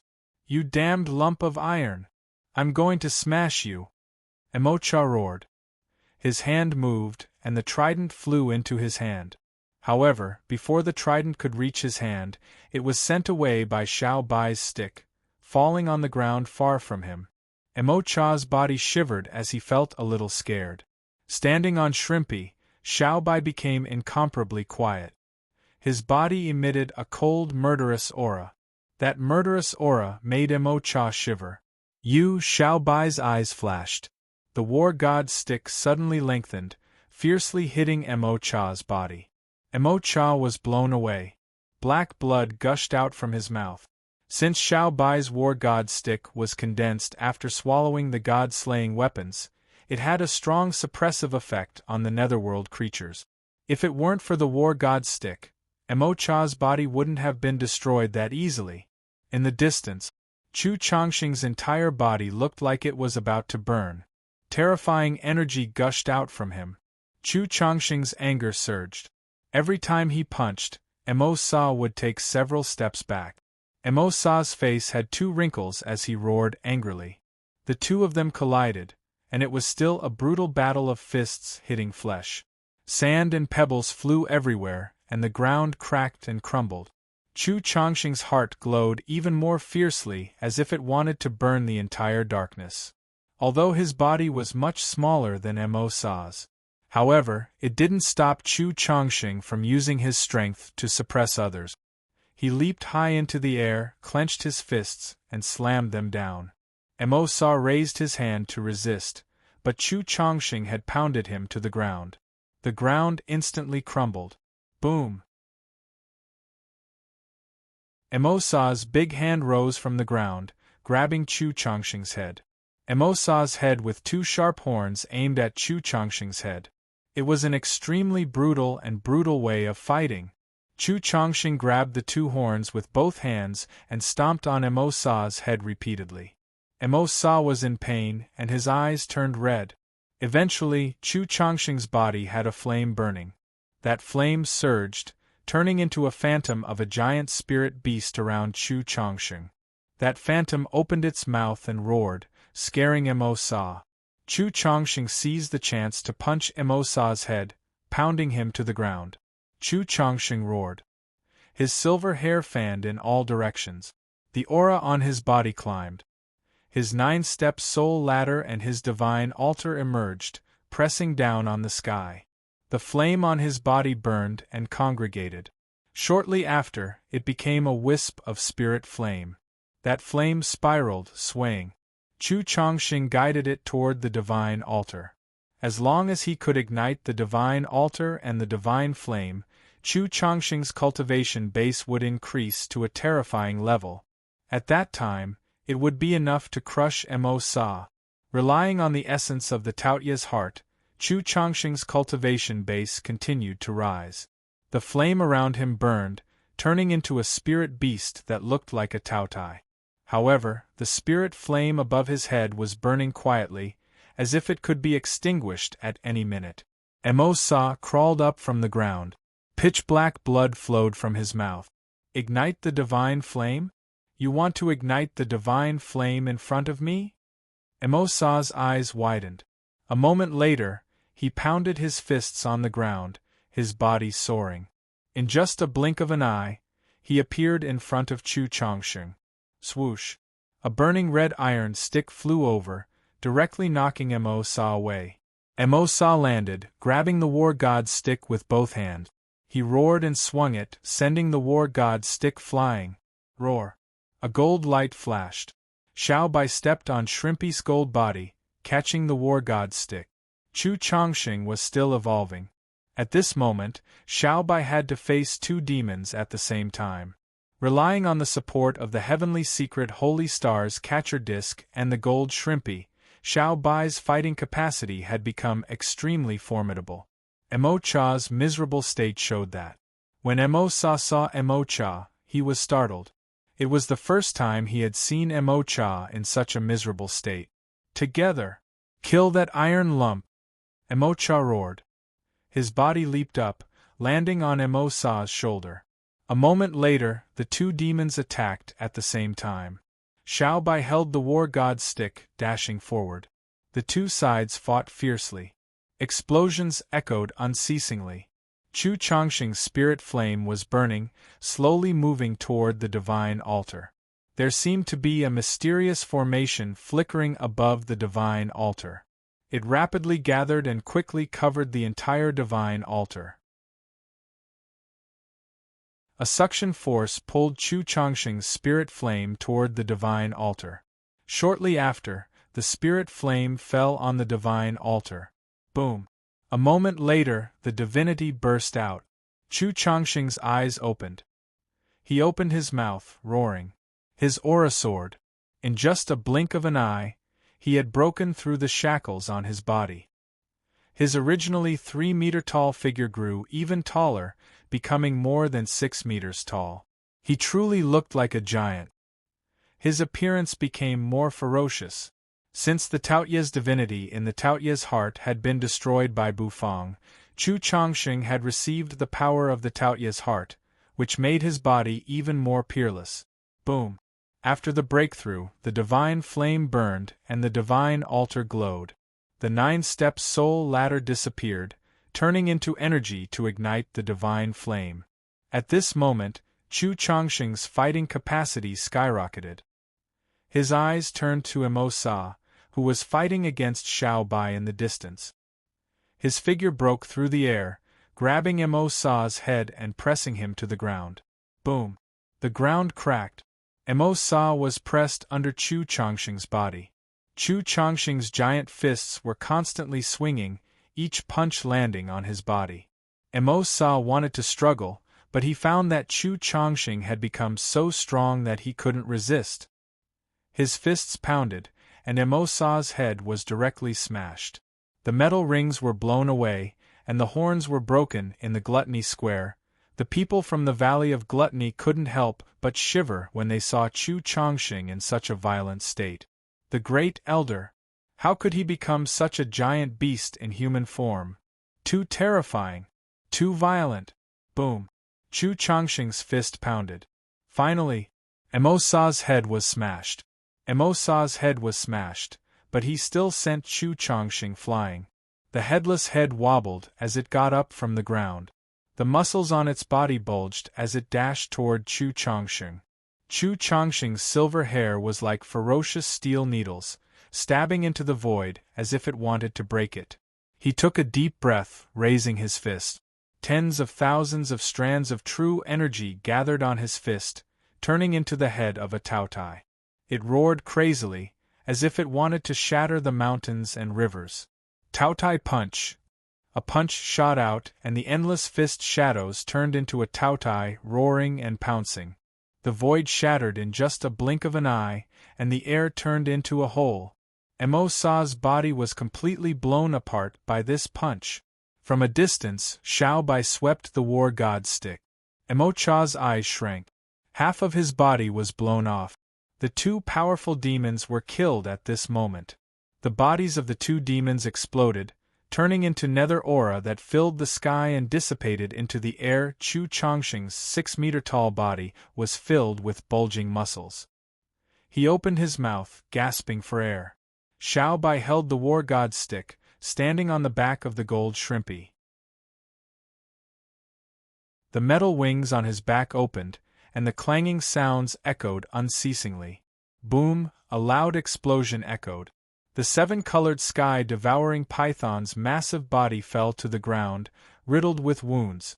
The golden scales on his body shattered and exploded, revealing many wounds. A buzzing sound echoed. The 7-colored sky-devouring python turned into Hua, crying loudly. With blood all over his body, he ran toward Xiaoya. A divine beast like the 7-colored sky-devouring python was beaten until it cried. Hua ran away.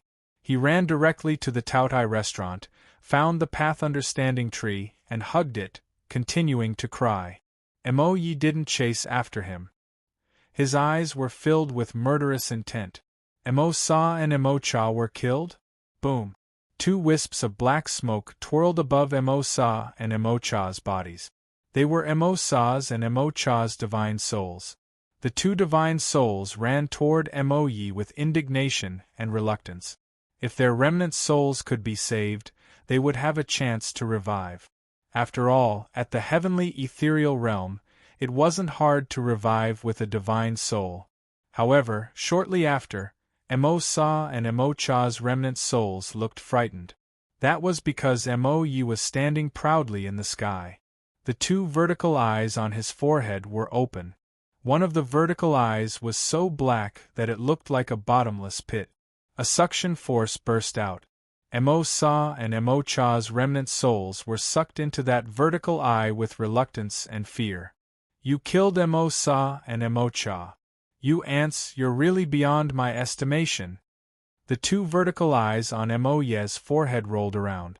One of the vertical eyes had rings of light revolving around it, while the other was pitch black like ink, giving off a profound feeling. All of a sudden, Mo Yi turned his head. A stream of black energy shot out from the pitch-black vertical eye. It was too fast. Chu Chongqing couldn't react in time. Xiao Bai reacted, but he could only swing the war god's stick. The stick was sent away. That jet of black energy didn't slow down at all. It shot toward the heavenly secret saintess. Boom! After a clear explosion, the heavenly secret saintess paled. Her white veil was dyed red by a mouthful of blood. The protective starlight of the heavenly star-catcher disk was smashed. The star energy supporting Chu Changsheng and Xiao Bai disappeared instantly. Without the support of the heavenly star-catcher disk, what can you do? In the void, Mo Yi grinned, smiling coldly. Nether energy filled the sky.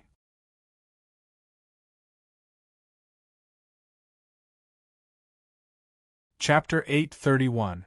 The vertical eye on Mo Ye's forehead shot out a black beam of light. It was beyond people's estimation, and the power of that beam of light had frightened everybody. Xiao Bai reacted, but the war god's stick was sent away by that beam of light, falling in the distance. The heavenly secret saintess had used the heavenly star-catcher disk to create a starlight shield. However, it couldn't endure that attack. It shattered instantly, turning into starlight, scattering everywhere. The heavenly secret saintess' face paled in just a blink of an eye. Blood spurted from her mouth, dyeing her veil red. She couldn't control the heavenly star-catcher disk perfectly.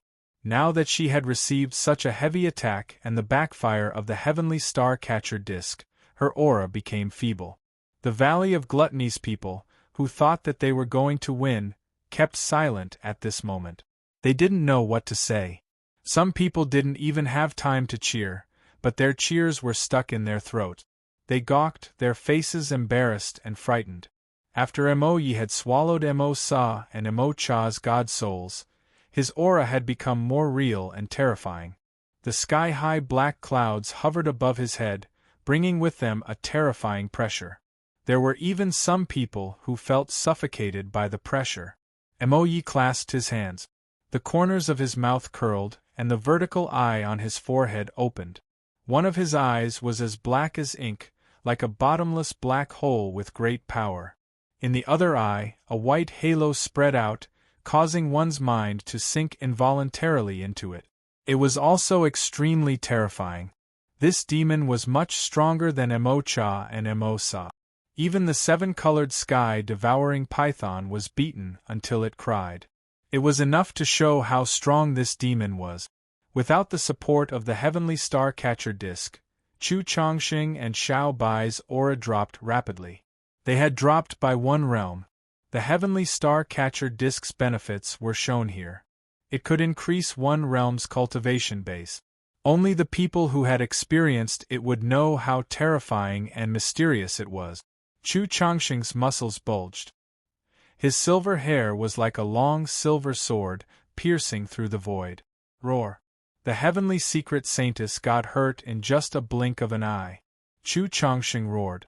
Facing the last Mo Yi, Chu Changsheng's muscles were shivering. Fight! Chu Changsheng bellowed angrily. His fists pounded the ground, shattering it. His 6-meter-tall body soared into the sky. A terrifying and oppressive aura burst out from Chu Changsheng's body. In a desperate situation, he ignited his divine flame and stepped into the extraordinary divine spirit realm. Chu Changsheng felt that he had become much stronger. The energy in the Taoye's heart would not increase in a short period of time. It was because Chu Changsheng's body had reached its limit. Mo Yi floated in the void, his face indifferent. He looked calm and collected. Even though he was facing Chu Changsheng, who had beaten Mo Sa to death, he wasn't worried at all. Facing Chu Changsheng, who was like a ferocious beast, Mo Yi slowly raised his arm. On his arm, pitch-black veins suddenly appeared, densely covering his entire arm. In the next moment, thousands of streams of energy flowed and rapidly gathered on his arm. Chu Changsheng roared.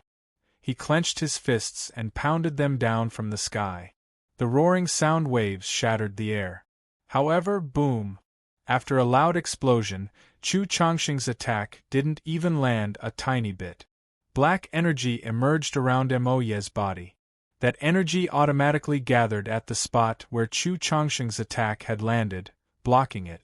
Without the support of the heavenly star catcher disc, is that all you have left? Mo Yi said indifferently. Chu Changsheng's eyes shrank. He opened his mouth and roared. True energy surged from his body as he punched again. Boom. The black energy stopped it again, and it couldn't move forward. Chu Changsheng was so enraged that he went crazy. He continuously punched, trying to break the defense and smash Mo Yi to death. However, he failed. No matter how many times he punched, the defense didn't budge.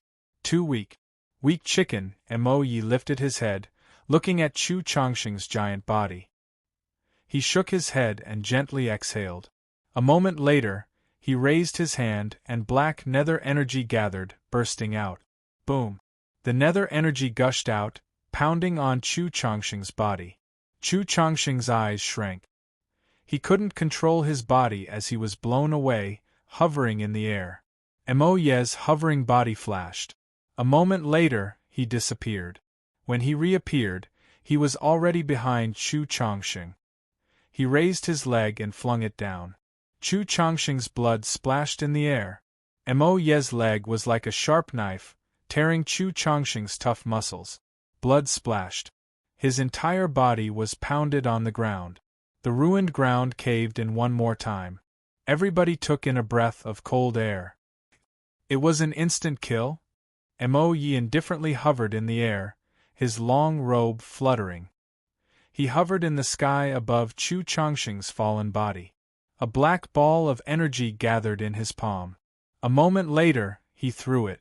That energy ball directly fell, falling on the ruins where Chu Changsheng had fallen, and exploding with a loud rumble.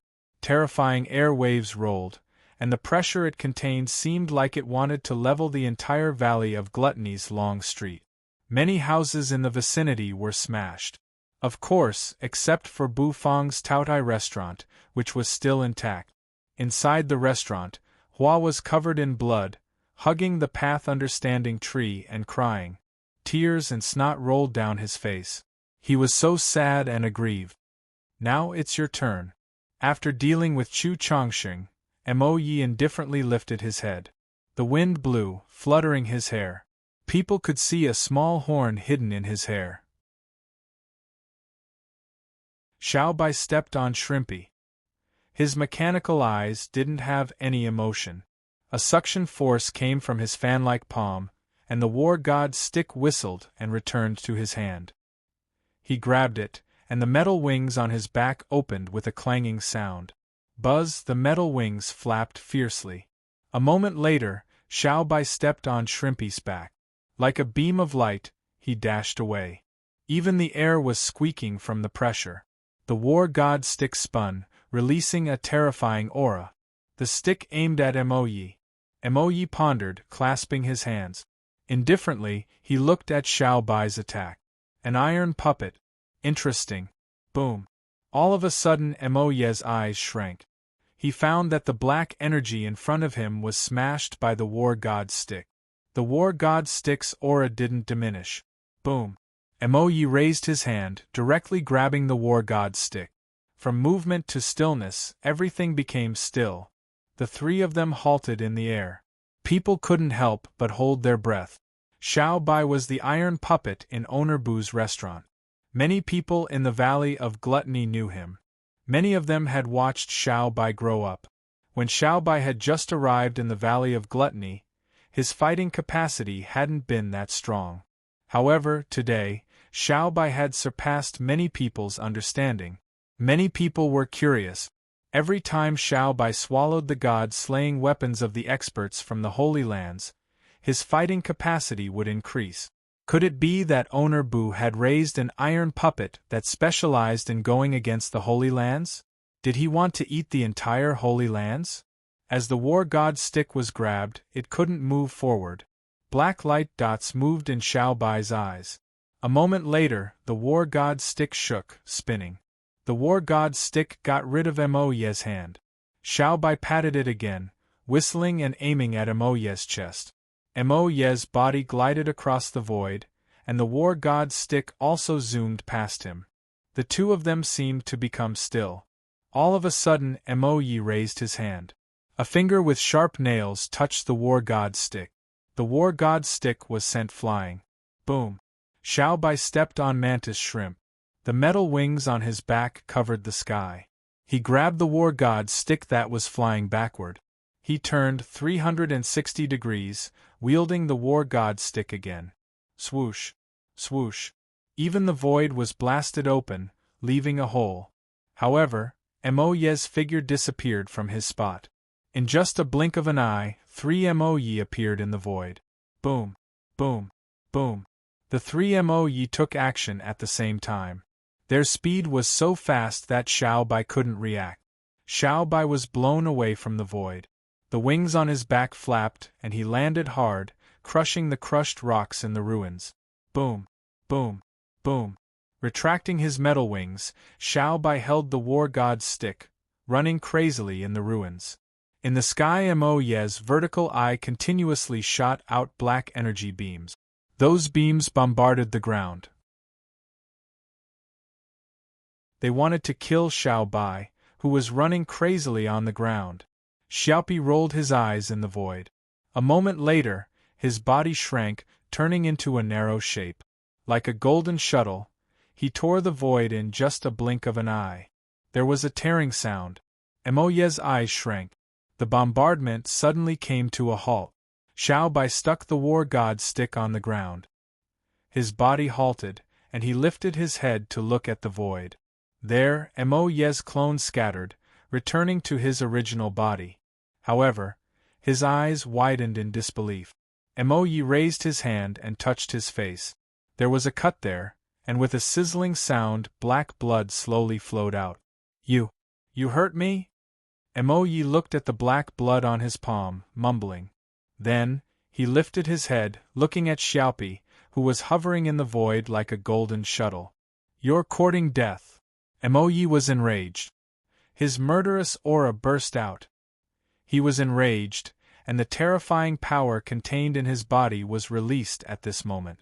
The two eyes between his brows shot out black and white light. Boom! Boom! Boom! Beams of light shot out at high speed. In just a blink of an eye, they were aimed at Xiaopi. Xiaopi was startled. He turned into a jet of gold light and disappeared at his spot. Its speed was too fast. Everyone could only see a golden light shuttling back and forth in the void. Mo-ye's energy attack had actually missed. None of the energy beams bombarded Shrimpy's body. The beams of light that missed their target hit the ground, almost turning it upside down. The ground, which was already crumbling, crumbled again. Xiao Bai, holding the war god's stick, took a step forward, standing in front of the weakened heavenly secret saintess. He gripped the war god's stick with both hands, making it spin like a giant windmill. Terrifying energy roared and howled. Boom! Boom! Boom! Mo-ye's attacks were deflected by Xiao Bai's war god's stick. However, none of them hit him. Xiao Bai was forced to back off. There was a loud explosion. In the void, the black nether energy suddenly dissipated. Mo-yi flashed in the void, as if he had teleported. A moment later, his hand grabbed Xiaopi, who was moving through the void. Shrimpy was caught, and its compound eyes widened as it spat out bubbles from its mouth. It had an innocent face. "A shrimp dares to hurt me." Mo-yi coldly looked at the shrimp, who was trying to act cute. The wound on his face had healed, but his anger couldn't subside. His hand squeezed as if he wanted to squeeze Xiaopi to death. All of a sudden, his mind flickered. Not only him, but everybody else was startled. Not far from the restaurant, white specks of light that came out of nowhere condensed and floated in the air. They began to rapidly converge into a mysterious array formation. A howling gale arose. In the next moment, 4 figures slowly appeared from within the wild winds that filled the air. You're tuning in to the Phoenix Nights YouTube channel. Don't forget to subscribe and join us on this journey to catch the most captivating stories.